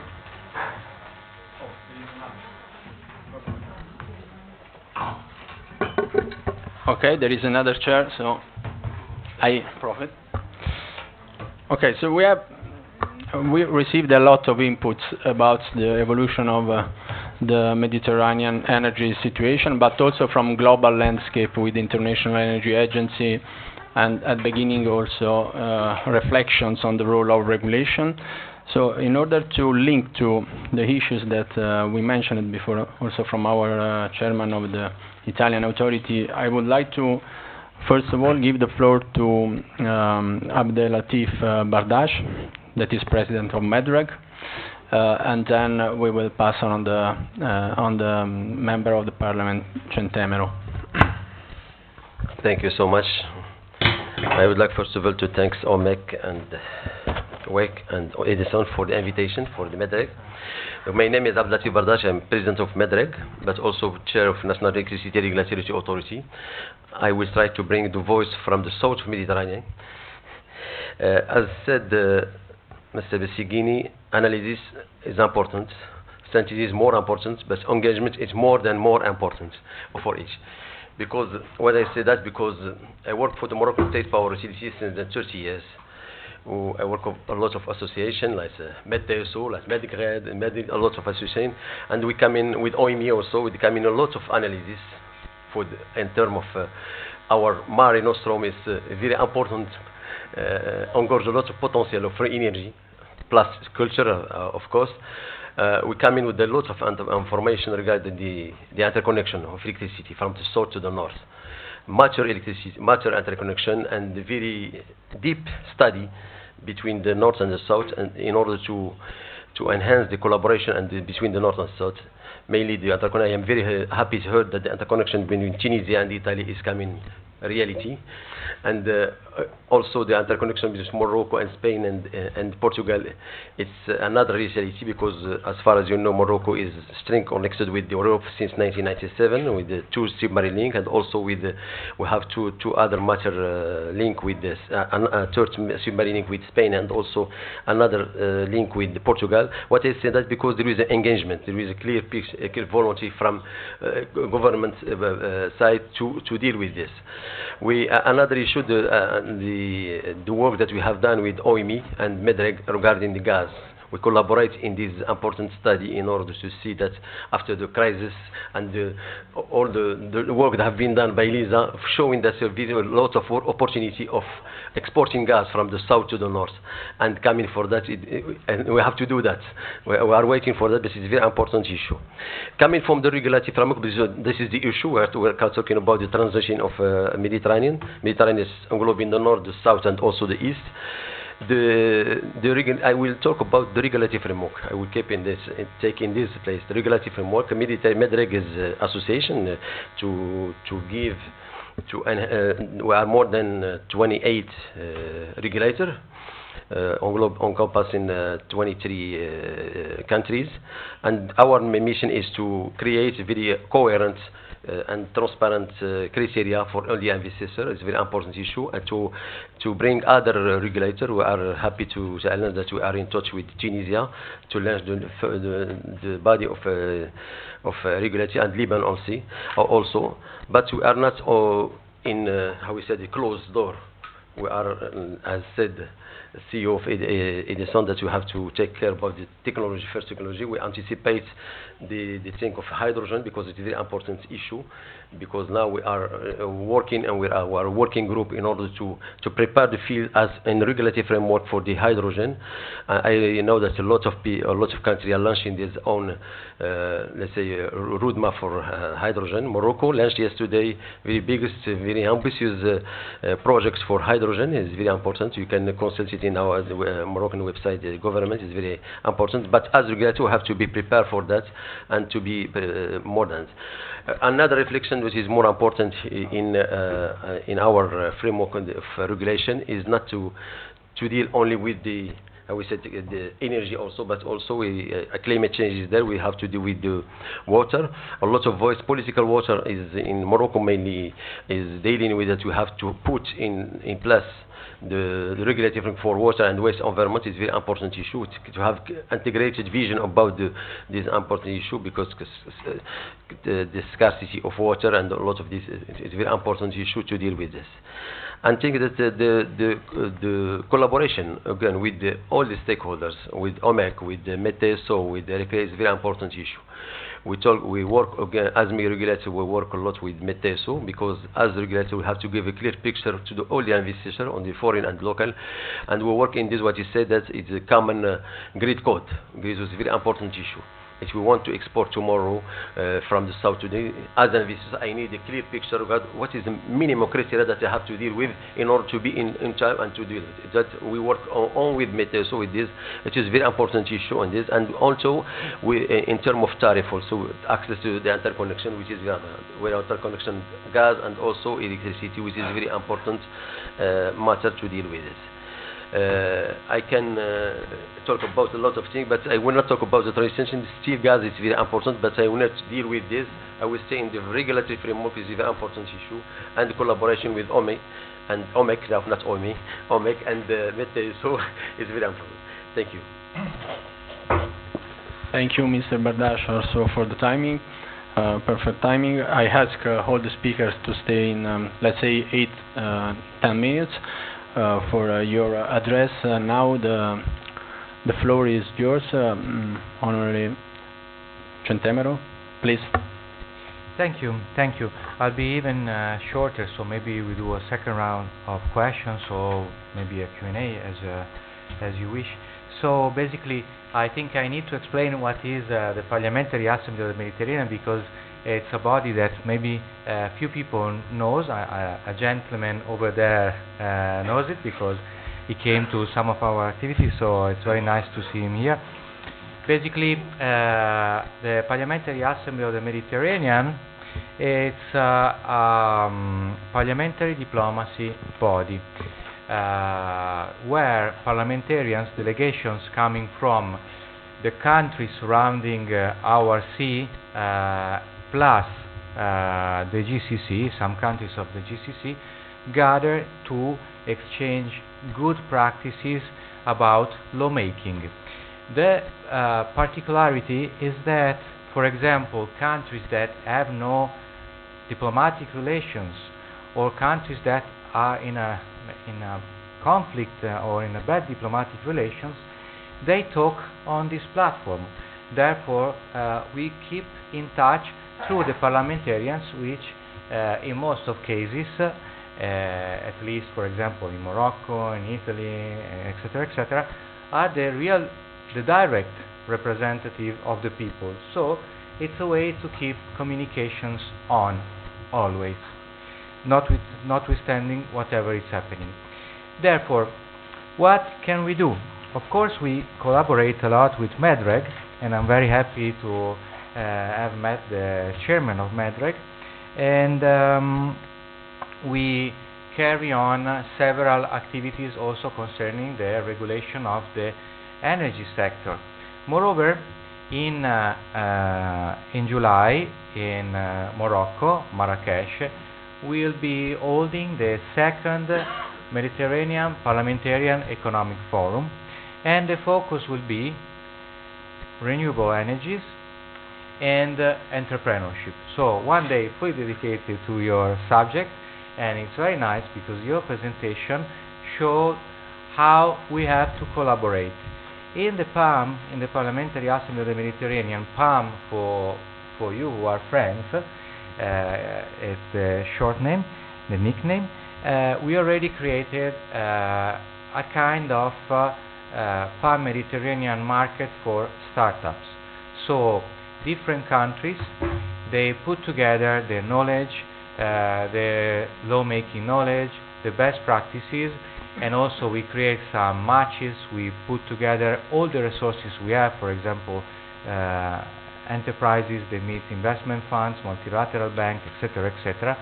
And the aim of our next economic forum is to create a platform to discuss, to exchange best practices, to try to work together, also thanks to our research center based in San Marino, so not very far from here actually, international research center where we involve researchers coming from different countries of the Mediterranean in order to try to at least address strategy among parliaments.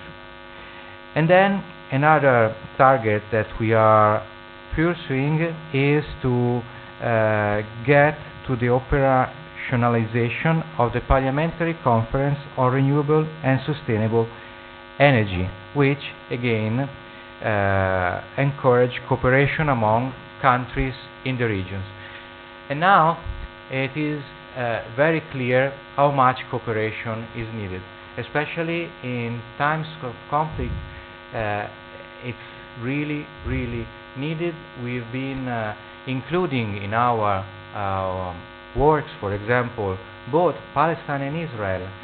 I know, for example, there are tensions between Morocco and Algeria, but at the end of the day, both countries are represented there, and we are trying to find common solutions because we all live around the same sea and under the same sky. So thank you for listening. I'm not an energy expert, and I just wanted to give you the point of view and to tell you what PAM is, and maybe you have some suggestions and you can definitely help. Thank you. Thank you to Chairman Centemero. We are collaborating with, we have collaborated since 3 years with the Parliamentary Assembly of the Mediterranean. We have also participated in your Marrakesh Forum in 2022, if I remember well, as WEC Italy. So for us it's very important. Yeah, thank you for the invitation. Thank you for the invitation. Okay. Thank you.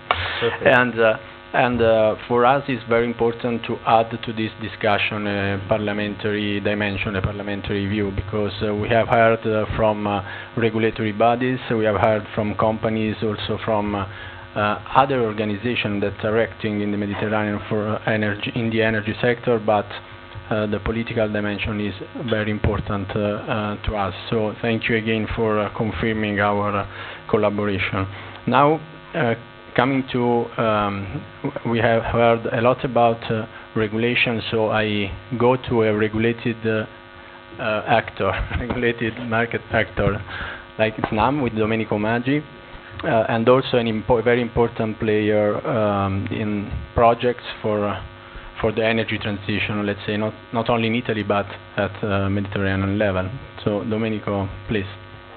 Thank you so much, Paolo. After 2 hours of discussion, everything has been said. So it's I take my time to do a wrap up. Maybe it could be useful and to understand how to line up some conclusions and next steps for the next European Commission. I think this will be our challenge in the next 5 years. In Davos, as you know very well, was launched a new trendy word, the pro-crisis. So it's a multi-crisis situation where everything is interrelated. So now we have to face with climate extreme events, geopolitical tensions, cost of living in terms of for citizens and for enterprises, the follow-up of the pandemic in the geo-economic system. So the energy sector is really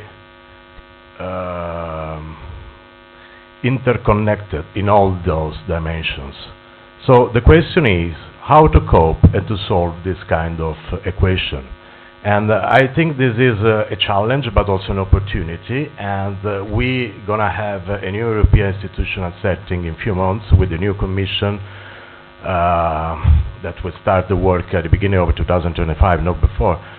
But it's time really for a peace among actors. So we don't need to fight as we did in the last 5 years among industry, NGOs and policymakers. We need, this is important, the presence of Giulio Centemero to this respect in this moment. It's important to avoid the conflict among molecules and electrons. We said a lot of times this. Now it's time. You showed before the energy mix of the future, the potential energy mix of the future, and we need decarbonized molecules along with green electrons. That's is not an opinion, is a fact. So to do this, at SAM we are working on this. I will try to invent a new terms today, maybe the energy security. So transition and security are not two parallel dimensions, it's one new dimension. We have to stick on it and try to understand how to solve all these kind of problems. And in practice, we are working, our new energy industry plan is focused on hydrogen, is an important part of the puzzle. And we are cooperating with Austria and Germany and also Tunisia and Algeria in order to establish a new green hydrogen highway with the entry point in Tunisia in Cap Bon, and the exit point will be in Baviera in Munich. And it will go through Italy and Austria around Vienna. It's 3,000 kilometers. There is a big issue around how to finance this, and this is another part that I would like to discuss today with you. Only the Italian leg is roughly cost 4 billion euros. I give you the actual portfolio of CEF. CEF is the Connecting Europe Facility, which is linked to the PCI projects in Europe, so it's the funds that finance the PCI projects in the energy sector. Roughly today, the dotation of this fund is 5 billion euros, and is supposed to pay and support 168 projects in Europe on the energy sector. So it's clear that there is a point there, and I really hope that the Ricoletta and the new report that they will publish very soon about the internal energy market, it will propose the EU energy bond. I think is the only solution, having a bond to finance this kind, because the European budget is not absolutely prepared for these challenges. And you were discussing about in the ProMed scenario 7 trillion euros. So we need to find money somewhere. At the same time, Mazam is working on the security of Italy, but also of Europe. Now, we have discussed for many years in the conferences about Italy as hub of energy. Now is a reality. Just to give you a practical example, not of SNAM, not of Italy, but of Germany and Algeria. I've been invited to attend a roundtable in Algeria a couple of weeks ago, and there were WEC minister and Arcab from Algeria, and they signed for the first time an agreement to import gas via Italy to Germany. So now is the time of the Italian hub for, and we are working to have also this for hydrogen in 7 years' time, because this project, so the backbone of hydrogen, the South H2 corridor, so-called, it will be in operation in 7 years for now, according also to the regulation 10E, because we have to be in operation as from January 2030. So it's really time for Italy to play this new geopolitical role in the energy new order. Paolo, we can continue. I think we can go, but I think it's also important to have an interaction with the audience and exchange a bit on what has been said so far. You have provided us an hashtag, Transsecurity, a proposal for European Commission, green bonds, and finally you have but given us a pragmatic solution that maybe it will be in operation in 2030 for the energy transition in the Mediterranean area. So wonderful. Okay, now I give the floor to Igor Malgeri and for your comments on what are your lens on the Mediterranean. We have heard at the beginning that we need a different lens from the European ones to see the energy transition in the Mediterranean. So please. No, for sure there is a lot of potential, as like the sweet child of Lisa and Lisa were mentioning before. I mean, I don't know if we have the potential to build an empire, but for sure, I mean, there is a lot of space to build at least very solid cooperations. That's for sure. I mean, the carbonization is gonna be a main driver, and let's say the ecological sustainability is gonna be a lighthouse of this path. This is for sure. I mean, we heard during this morning and also in the previous interventions that we have different experiences and like different potentials, but one of the main trends it was like the highlighting of the technological like a technological neutral approach, because this transition process I mean, it's too meaningful. I mean, and we need to start from now to give our contribution. So I mean, we need to take advantage of all the technological developments that we have now at our disposal. We cannot run the risk to bet on only one solution or the solution. I mean, there is a not a vast array, but it's like a decent array of possible solutions, especially that can be implemented in the Mediterranean with our differences, but also with our potentials that are deeply within these differences. Sometimes, I mean, we forget that the energy transition is a peculiar transition. I mean, if you compare it to other kinds of transition, for example, let's take the digital, it's very different. I mean, the digital transition is something that empowers you. It gives you the tools since the very beginning, and gives you different means and new means. Instead, the energy transition, let's say, it's a different path that gives you the fruits of these efforts just at the end of it. But we need to make sure that along all these paths, we keep being competitive.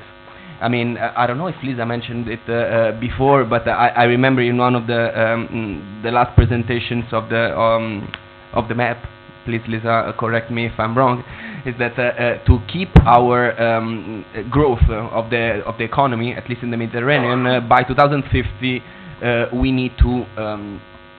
we will need like an expansion of 30% of natural gas. Lisa, yes, not if I'm like this. Anyway, I mean, the thing is that economic growth and decarbonization goes hand in hand, but let's say that the development of renewable sources is not going to be fast enough to displace, let's say, some fossil fuels. So at least in the medium term, we need to keep both solutions in order to have a stability and security of the system, because that's what we are talking about. So yes, I mean, many of the speakers before already mentioned it. Natural gas is going to still play a crucial role on the National Energy and Climate Plan. By 2050, it's still going to be more than 50 billion cubic meters per year. So I mean, and now especially that we heard how Mediterranean is going to be pivotal, and how the energy paradigm has switched from north to south, to south to north, and from west to east and east to west. So we understand how important it is, but not just like on the traditional, but also on the innovative sources of energy. Before, at the beginning, the Undersecretary Silli was mentioning, for example, the great potential of the Eastern Mediterranean. I mean, if you look at the map, I mean, the situation is clear. I mean, here before we heard about Domenico talking about another corridor that is going to be in the Mediterranean, but you can see that compared to the west side, in the east side, there is an infrastructural void, let's say. But it's clear how the Eastern Mediterranean has a great potential in terms both at natural gas, so traditional energy sources, but also for renewable energy sources and green energies. I mean, that's why, for example, as Edison, we are supporting the development of a physical infrastructure that will allow, I mean, to satisfy the current needs of energies, so natural gas, and then from the medium term, when the market is going to be ready, I mean, the transport of new molecules of green gases, especially like hydrogen. I mean, the WEC Med Poseidon is going to be hydrogen ready. So we need to think about, before also during this morning, we talked about the importance of investing in strategic infrastructures, but also like let me call it visionary infrastructures, not that need to combine, you know, like the current needs, but also the future needs, and creating corridors.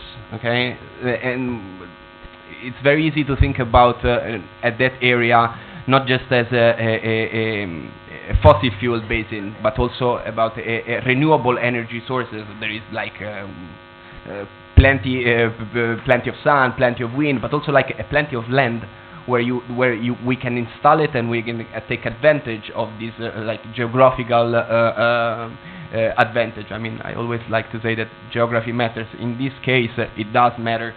I mean, now that we are between Mediterranean friends, we can say, I mean, let's start to make this our geography matter, and to make meaningful our, let's say, friendship and our history of cooperation. Thank you, Igor. And while you were talking, and also Domenico, I was thinking about Italy more than a hub as a strategic platform, two-way platform, not one-way platform or arriving point, because really Italian infrastructure in the Mediterranean, in the middle of the Mediterranean, also this morning we heard that are strategic also in a two-way direction. So it is very important to see at our positions how strategic is in two ways, not only one way. And this is in the projects that you are talking about, and so also the innovation needed for the future is in the project that you are talking about. So I think it's positive, this kind of dynamics are positive, these dynamics, and now we will profit from your inputs, all the inputs that we are collecting this day to improve the synthesis that I talked about, and on which I was pushed by the Chairman Bessighini to provide as a result. So I thank you very much for this part of the round table. I thank you, all of you. And I ask to the other speakers joining us, Sandro Furlan, ENI Public Affairs Relations with International Institution, to join the table. Thank you.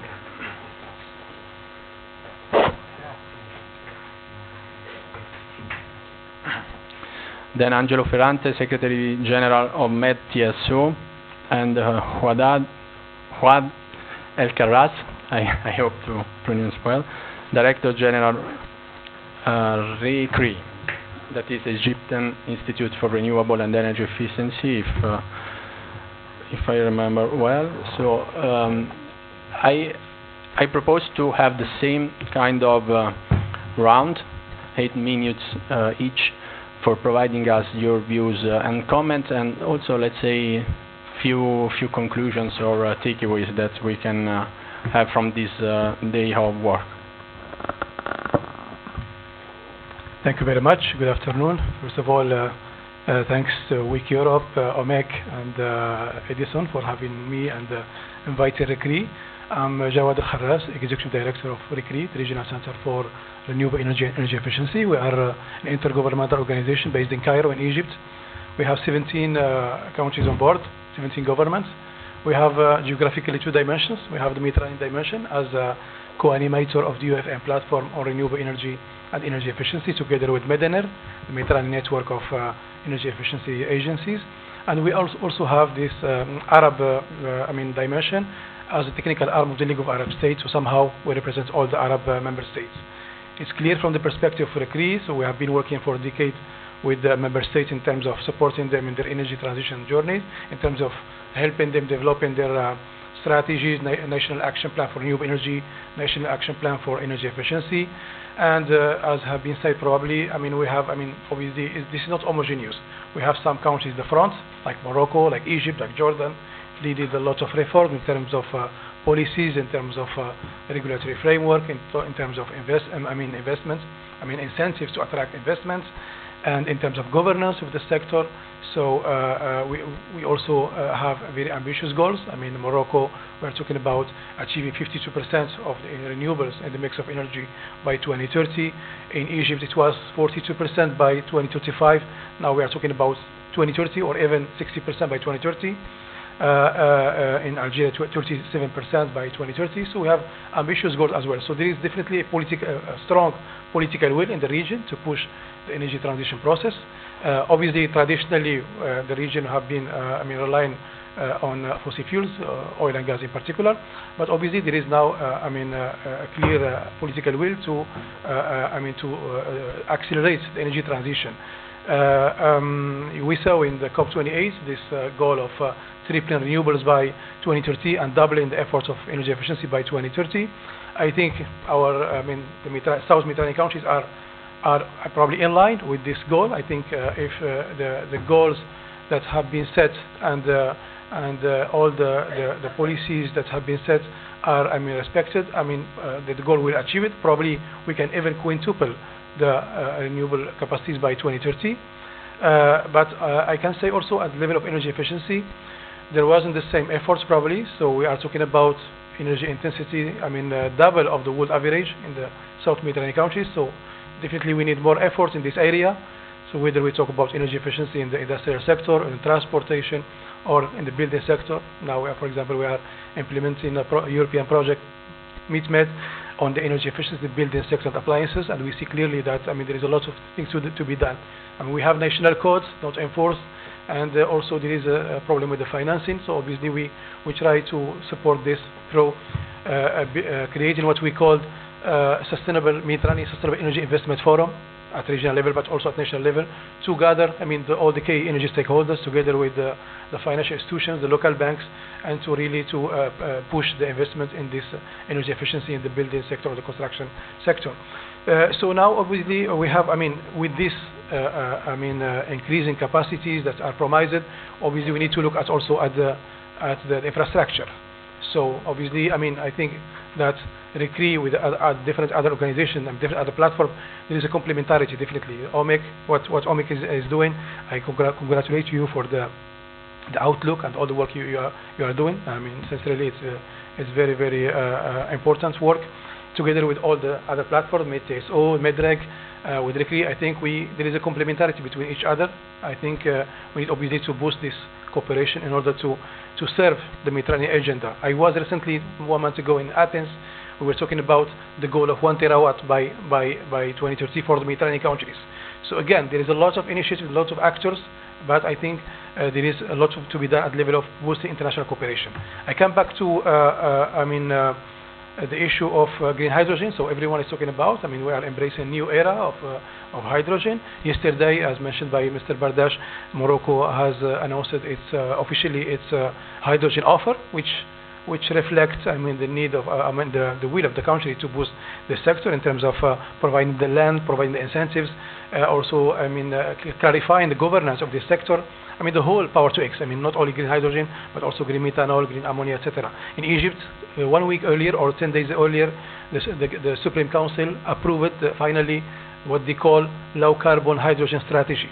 So there was a lot of debate. I mean, whether green or clean, but finally we have a strategy called low carbon hydrogen strategy. And also same, we have just 2 weeks ago a signature with 7 international companies in Egypt to of green hydrogen pilots or projects. So there is clearly, I mean, lots of efforts done in this aspect. And also renewables. I mean, obviously at the level of planning, so we need to take into consideration this. Probably this will impact the capacities. Thinking about green hydrogen and production.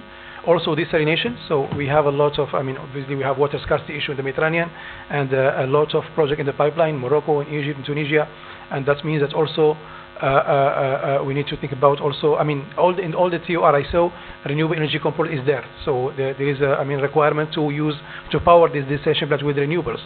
But again, desalination also would be used also to provide water for the green hydrogen. So again, and we need also, I mean, to coordinate with the other actors, water actors in particular, and eventually agriculture actors as well when we talk about green ammonia. So I think, I mean, a lot of things are done in the region. So there is, I mean, a good effort in some countries. I mentioned some, like Morocco, Egypt, Tunisia, Algeria. Also, they are starting doing a lot of things. But also, I mean, we recently, Libya, I mean, announced the energy transition strategy. We supported them to develop it. They developed it finally with USAID efforts. But again, I mean, we need to figure out how, I mean, we can also develop a specific, support to the countries, because, for example, we talk about Lebanon or Syria, there is different, I mean, circumstances. So we are now, for example, working with UNDP in Syria to develop the master plan for the power system. So, I mean, it needs really to customize the efforts according to the circumstances of each country. So we are obviously witnessing a very particular geopolitical context in the region, so that obviously would impact, obviously, the energy transition and the attractiveness of the investment in the region. So, I mean, that's all that I can say in this, at this stage. I mean, RECRE, we are keen, again, to support the efforts of OMEC, of Medreg, and MedTSO, and all the actors in the region, in order to boost the energy transition energy transition process in the region, and make it a just and inclusive energy transition. Also, the interconnectivity with the economic and social aspect and the environment is important. In this regard, recently we signed an agreement with UNESCO to lead the working group on energy transition in renewable energy and biodiversity. So we have a very interesting portfolio in Egypt where we support the deployment of wind energy in the Gulf of Suez in Egypt. At the same time, we are protecting the biodiversity by doing all the studies, the environmental and socio-economic impact assessment studies, together with the monitoring of migratory birds. And our final project we are starting now with the European Climate Foundation is to work on the energy transition in the MENA region, focusing on the socio-economic aspects of the job creation and the economic opportunities that could be created through this process. Thank you very much. Thank you to you, Mr. Alcaraz. Thank you for your presence. And this is the first time we hope to host you also in Rotterdam at the official presentation of the Med Energy Transition Checklist. Now, in giving the floor to Sandro Furlan, I want to thank publicly, because I did it this morning in private, but I want to thank Sandro Furlan, Igor Malgeri, and Valeria Palmisano from Eni, Edison, and Snam that are the expert contributors that are collaborating with us on the energy transition checklist. So I give you the floor not for presenting the energy, not for spoiling the energy transition checklist, but to have the view from Eni on these important issues that we are discussing. Thank you very much, Paolo, and all of you for your participation. What is quite clear for all of us is that transition requests a lot of engagement. And engagement from all the actors that participate directly or indirectly to define the energy world, the transition to a more sustainable world that is hopefully driving us at the net zero decarbonization. But it's also important the engagement of the energy company, of course. And I guess our company, Eni, is always in transition, I would say. If you have a look in the history of this company, it's quite peculiar because it used to be a state company, but with a long-term vision from the very beginning, when Enrico Mattei probably is not just a case if the Italian plan for new relations with Africa is called Enrico Mattei. He was a visionary man that had very clearly a strategy that without fair, equal relations with our partners on the other side on the Mediterranean, it was more than 60 years ago, we cannot go far. Many companies also face, and countries face difficult moments with the African, and not only African countries, I would say in all around the world, from Middle East to Asia, facing difficult situations because they were not aware of how important are the relations with the countries and the society, the population that is hosting the company. And the exploitment of a country is probably giving you some good profit in the short term, but huge problems in the long term, even if we are not considering the ethical relation that should be at the core of every human action. So Eni is in perennial progress, and of course we are deeply engaged in the transition to the decarbonization with clear strategy, clear numbers, but always with such what we call the culture of the company that has in mind, first of all, diversification. We used to be considered an oil company. We are not an oil company anymore. We are an energy company. I even entered in the company at the end of the last century, and I could imagine that our company could hire people experts of agronomy. We are, because we understood very well diversification means also to connect energy and agriculture, for instance, or to connect the energy sector to the huge improvement the transport sector has performed in the recent times. So we are convinced that the transition to be real transition and really sustainable needs to involve the two sides of the Mediterranean. And we have very good example with Egypt, for instance, not only in the traditional energy sector, but again, we are developing together with IRENA, the renewable energy organization, a an important capacity building project regarding the agrobusiness for biofuels. We involve more than 11 countries in Africa, and this year also Egypt will be part of it. Last year we were involved with Algeria, because we have new options to develop if we really want to be faster and faster in the transition. We believe in the transition, the point that we want a real fast transition, and to avoid what we talked this morning, that some ideological vision of the transition could produce controversial results. In recent times, we were forced to use coal because we were not using other sources for electric power. It's not what we are looking for. That's why the technology neutrality is one of the pillars. Open mind, technology are developing very fast and offering us technology that were not even imaginable a few years ago.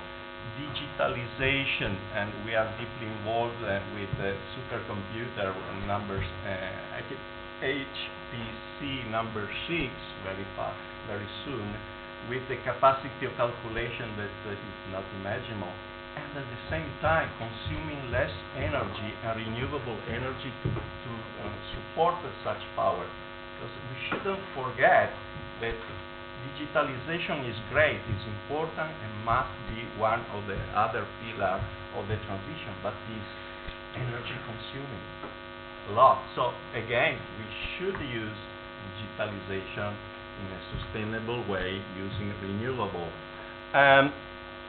CCUS, the carbon sequestration and the utilization is another important technology that we are developing with real projects in Europe, but should be also considered on the other side, on the Mediterranean. So neutrality means to have open option, wider option to be faster in the transition. We also believe that the know-how, the knowledge, the education, the capacity building, and the training are all part of this increasing involvement in a faster transition, because this means also to have a population that are more sensitive to the environmental problem, but also understanding the opportunities of that. And the cultural side should not be forget. Is a good investment. It's not waste of money. At the contrary, and should be true for the northern part of the Mediterranean and the southern part of Mediterranean as well. So I guess that all these aspects should be part of the real culture of a company. We always can do more and better is what we want to follow for on the first row of the transition for the decarbonization. Thank you very much. Thank you, Sandro, for your broad view on different solutions, and also on the importance of involving countries, not only on energy but on skills, capacity buildings, and so on. So we are approaching the conclusion remarks. We have Angelo Ferrante from Med TSO, and after we will have, and I thank again Had Gronenboom from the WEC Netherlands, that will showcase us the next World Energy Congress in Rotterdam, how it's shaping. And our new chair, Global World Energy Council chair for Program Committee, Barbara Terenghi, that is with us this afternoon with us. And so please, Angelo, bring us to the conclusion remarks with your address. Thank you very much. Thank you very much, Paolo. It's a very hard task that you are giving me, but my main problem at this point of this very detailed analysis that has been carried out in these hours is to find something original to say that has not been already said. Anyhow, after thanking WEC and OMEC and Edison for this invitation, just a few highlights reporting the point of view of the TSOs. TSO is the Association of the Mediterranean Transmission System Operators for Electricity. CO2 has no borders. CO2 emissions have no borders, it was said, and actually it is true in the sense that the energy transition in the region, in the Mediterranean region, can be achieved if and only if there is a progressive transition in all the involved countries. This fits with the ambitious plans that the countries around this sea have planned, but this conflicts with the slowdown of investments that we are suffering in the region for a number of reasons. The basic difference is that the countries, especially in the southern and eastern shore of the Mediterranean, cannot achieve the energy transition by themselves if they renounce to integrate as much as possible.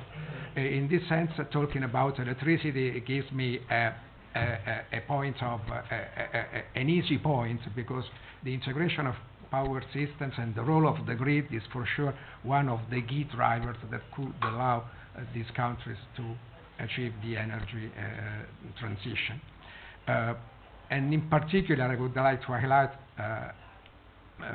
that not only very often when we talk about integration of the shores of the Mediterranean, we talk about north-south interconnections, while instead in our perspective to have a progressive evolution towards a decarbonized society, we have to highlight the importance of the south-south interconnections and the integration that also at this level the countries, the non-European countries, should achieve.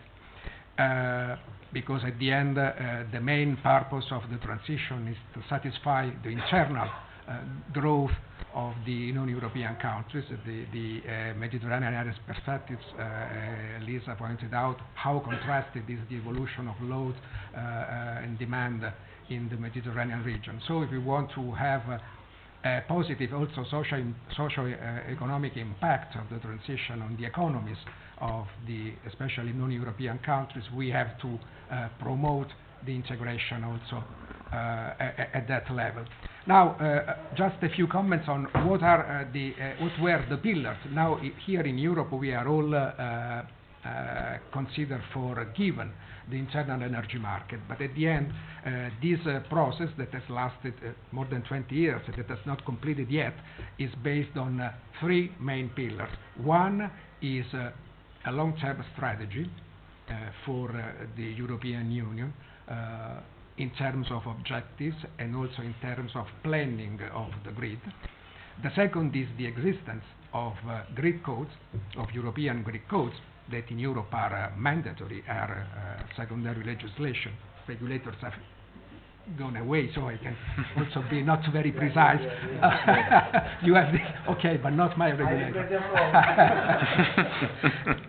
And the third point is the financial gaps and the sound mechanism for remuneration of investments that in Europe has been implemented. Now, none of these three elements is currently existing in the Mediterranean. In terms of long-term planning, there are attempts. We as an association are developing a Mediterranean master plan. We call it master plan, but it's not exactly a harmonized and coherent development plan of the high voltage transmission grid in the region. Regional grid codes missing. We are working on the tiles, let's say, of the puzzle of the mosaic. Medreg is a strong counterpart, more than a counterpart, is a strong stakeholder with which we work. But at the end, both for the planning and for the definition of Mediterranean grid code, we are missing regional policies, especially from those institutions that could leverage on, let's say, also instruments like financial support for promoting this initiative. We have a lot of bilateral actions among, for instance, the European Commission and national entities. But what we are missing is a regional approach. President Besseghini said that the Mediterranean region is not a harmonized, homogeneous region. And so it means that there is not a one-size-fits-all solution. This is true, but it's also true that we need some kind of harmonization. We have examples, extreme examples, a very, if I may say, bottom-up approach. That's what has been used by the European Commission in promoting reforms in the countries. On the other side, we have examples like the Pan-Arab electricity market model that has been prepared by the League of Arab States. That's a very top-down approach. And none of them works completely because from one side, bottom-up, you lose the coherence of the initiatives that are developed in the countries. Top-down, okay, you have signatures, agreements that have been signed, but you don't have effective instruments for controlling the implementation of what has been signed. So we think that the solution could be, let's say, a combination of bottom-up and top-down with some, let's say, general coherence that should be in line with some general principles that the political institutions should promote in the region. And this is missing. Finally, financial gaps. We need tools for promoting, for boosting investments or long-term capital-intensive investments like the grids are, that are missing. Missing because the current analysis are limited, I say, in perimeter and parameters. The cost-benefit analysis that are used by the financial institutions to verify the bankability of projects looks very much at the very interested countries, losing the analysis of the regional impacts of many interconnection projects. And in terms of parameters, very often this bankability analysis is focused on market-only driven parameters, losing the long-term impact of many of these projects in terms of socio-economic benefits for the countries. The European Union might act as a catalyst for these initiatives. The WEC project, in my view, is an example of support that might be a game changer for the region. But other initiatives have to be developed by the international financial institutions to enlarge the analysis and guarantee a proper support to the project. Thank you, Angelo. Thank you very much also for your, let's say, point on the solution that has to consider a mixture of bottom-up and top-down. This is something very likely also for other solutions, energy solutions, not only for regulations. So we close with your speech the high-level dialogue of this afternoon. Now I invite to the stage Had Groenenboom, Secretary General of World Energy Council of the Netherlands, and Barbara Teringhi, Co-Chair Program Committee of World Energy Council. So please, Had, take your seats. Would you like to stay on the podium or okay? So.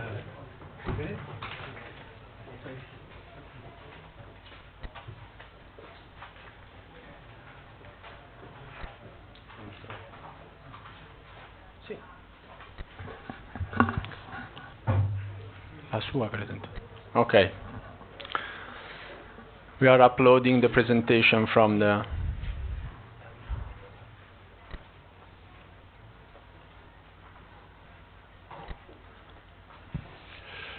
Okay, thank you very much, Paolo, for introducing me. My name is indeed Aad Groenenboom.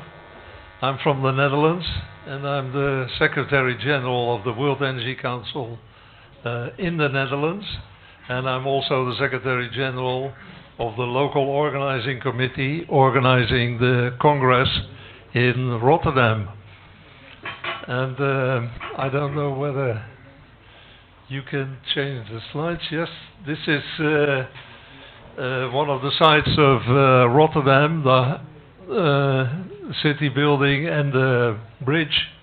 The bridge is famous for Rotterdam because it represents the modern future of the city. The topic of the Congress, as you can see, is redesigning energy for people and planet. And the theme is chosen because it represents the fact of the redesigning of the energy world after the crisis, or the start of the crisis actually, in Ukraine. And for people and planet means that we also look at security of supply, affordability, so the humanizing aspect of the energy sector, and planet, of course, is for the environmental aspect. So pretty much actually the topics that you were discussing as well today here on a Mediterranean level will also be represented in our Congress in Rotterdam in April. And as you can see, it's from 22 to 25 April, so it's almost a month from here. Next slide, maybe. This is what we are looking at are the numbers of people that will be involved in one way or another. The visitors, of course, the stakeholders. It's a global congress, of course, as I mentioned earlier, and therefore it's not only European delegates that we expect, but we have received a lot of interest also from companies or countries like China, India, the Middle East. Quite significant delegate numbers will be coming from those countries, and Europe, of course, Africa, America. So it's quite a mix, and it looks good because of the fact that they come from these various areas. Allows for a representative discussion on the developments in the energy sector at the Congress. We have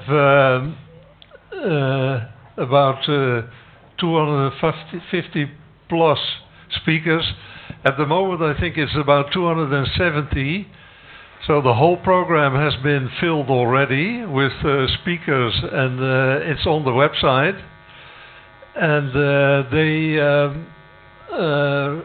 take care of all of the topics that I mentioned as part of the overall theme, worked out into a lot more detail, of course.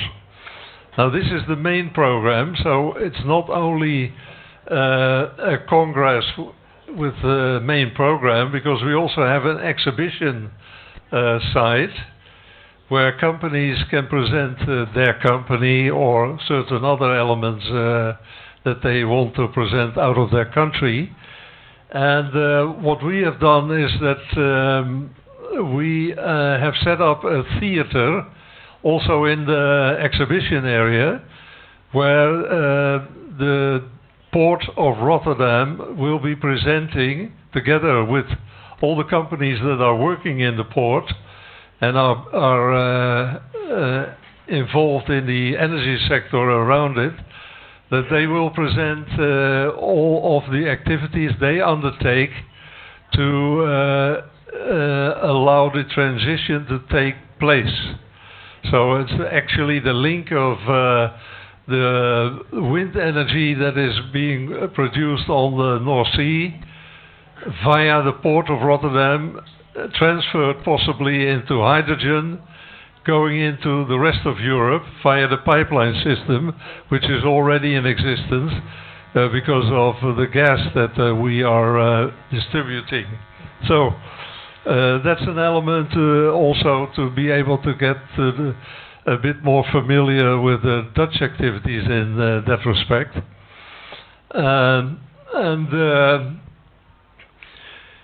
Apart from overall program, we have some separate issues. Maybe if I can have the next slide.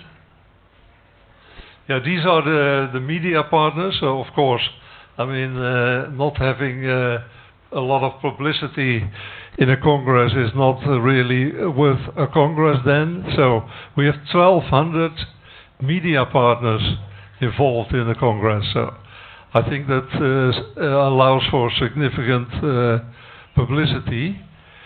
Next slide, maybe. Yeah, these are the main topics. I talked about the program, and we've split it up in 5 main streams, which are then subdivided in individual smaller topics that are being addressed by the speakers. So it's navigating the new energy map, so it's the changes in the redesigning of the energy flows, refueling, that's the energy mix, humanizing aspect, very important as part of the World Energy Council, but also for us. And then the pathfinding, finding the new ways within the energy trilemma, and closing the gaps is actually from where are we now and where do we need to get, and what significant steps do we need to take in order to get there. It's quite a challenge, of course, and the challenge will need to be discussed in Rotterdam. So maybe next slide. So the way we have set up all the sessions is a bit different from in the past, because I don't know whether you know it, but the World Energy Council organizes the Congress every 3 years. Only this time it's a bit later because of the crisis in Ukraine. The last one was in 2019, yeah. So it's a bit longer than 3 years since we have this one. That's why maybe not all of you remember how it was being dealt with. But what we have now changed is that we try to have the sessions to be much more interactive, like you are doing here as well. So have panel discussions and activities within the room, and not only speaking from the floor of the stage to the audience. And we also have networking events, which I will touch upon. If I can have the next slide.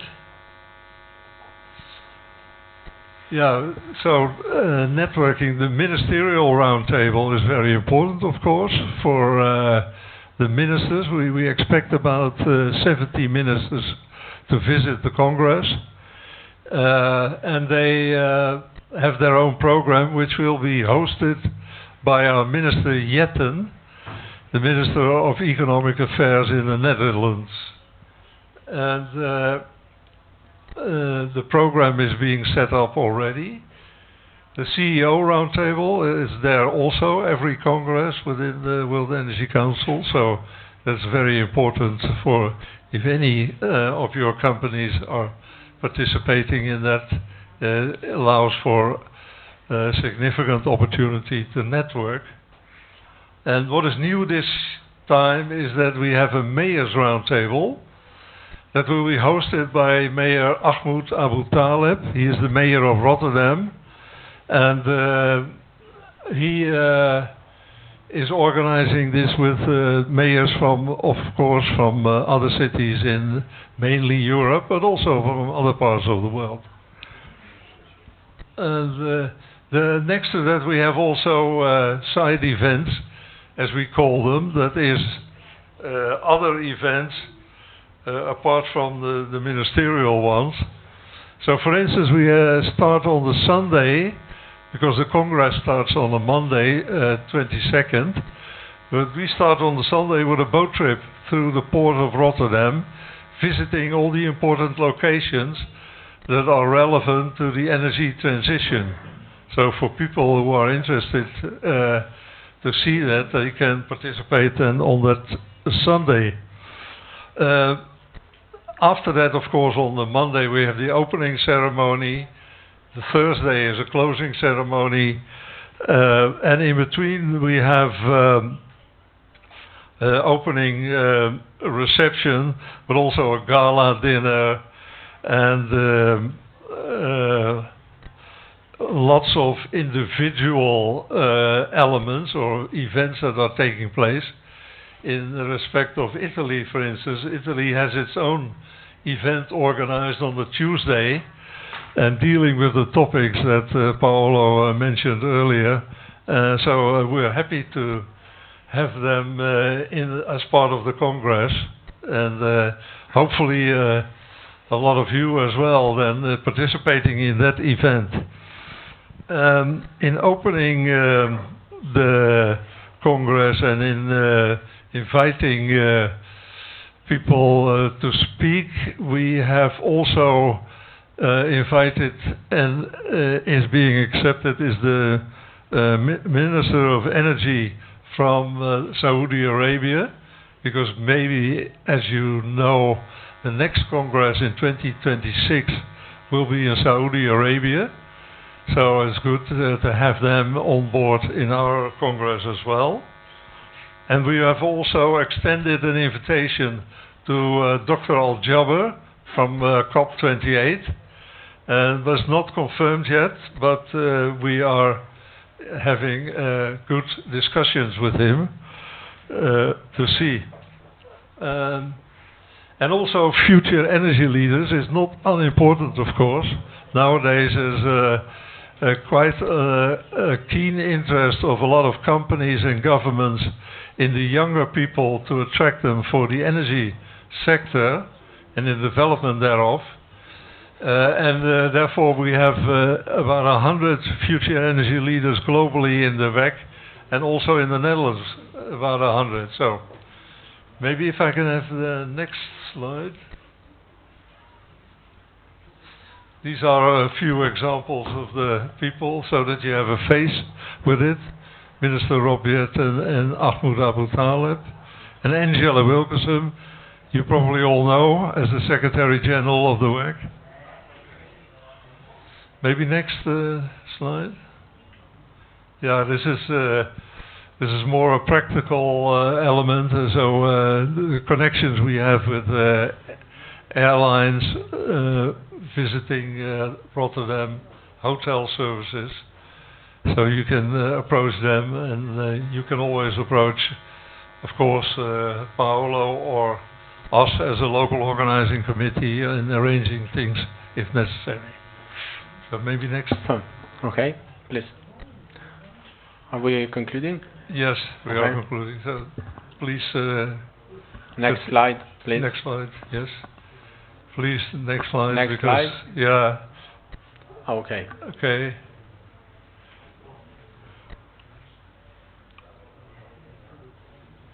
There is no audio. This is okay. A bit of a flavor of the city of Rotterdam. It's a modern city,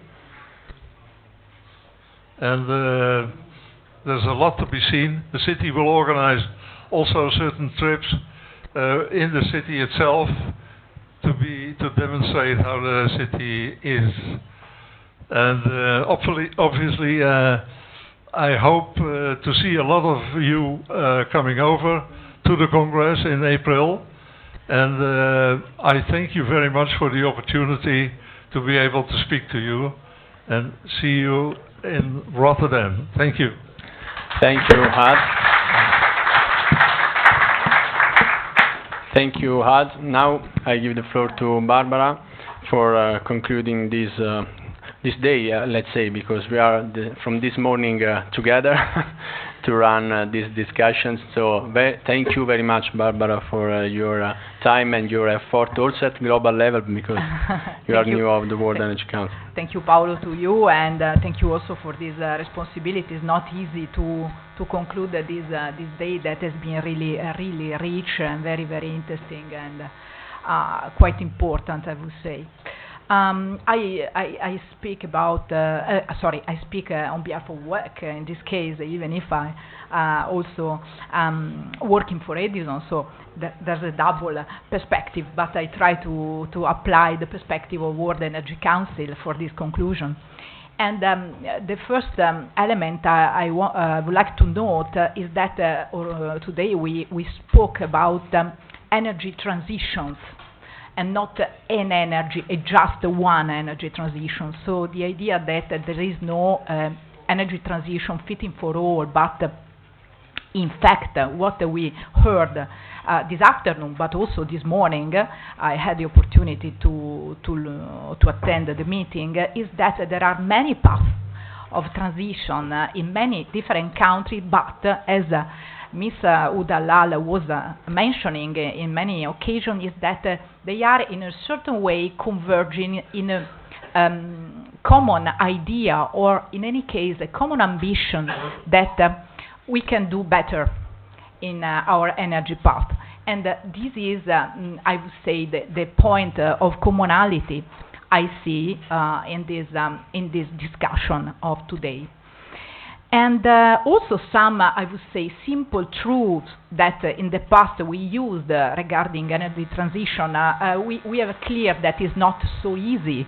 For example, it's not so easy to have a fast and cheap energy transition, or, for example, that it's not true that there are bad technologies and good technologies, as my new friend, Ms. Masha Luchanchuk, told us this morning as a Vice President of World Energy Council Europe. The other thing I notice today as a World Energy Council is how much is powerful the concept of trilemma. All of us, we know energy trilemma, we know that is a systemic framework. Never as in these days, in these months, in this period, we can see how trilemma is useful to understand key elements of the transition we are addressing.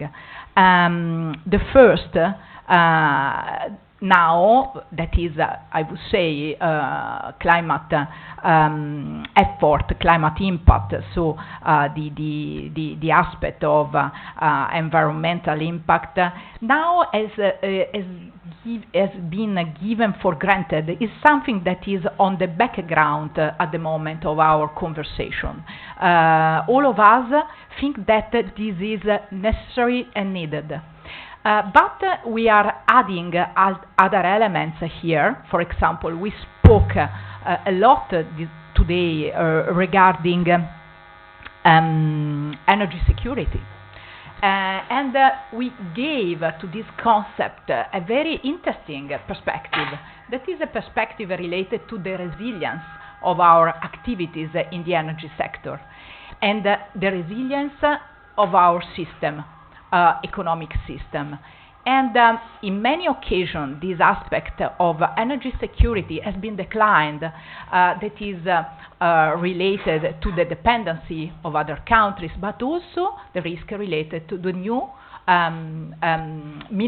critical minerals related to the new way of development of renewables, for example. And Mr. Blasi told us very well that this is a new element of concern, and this enter again in our trilemma.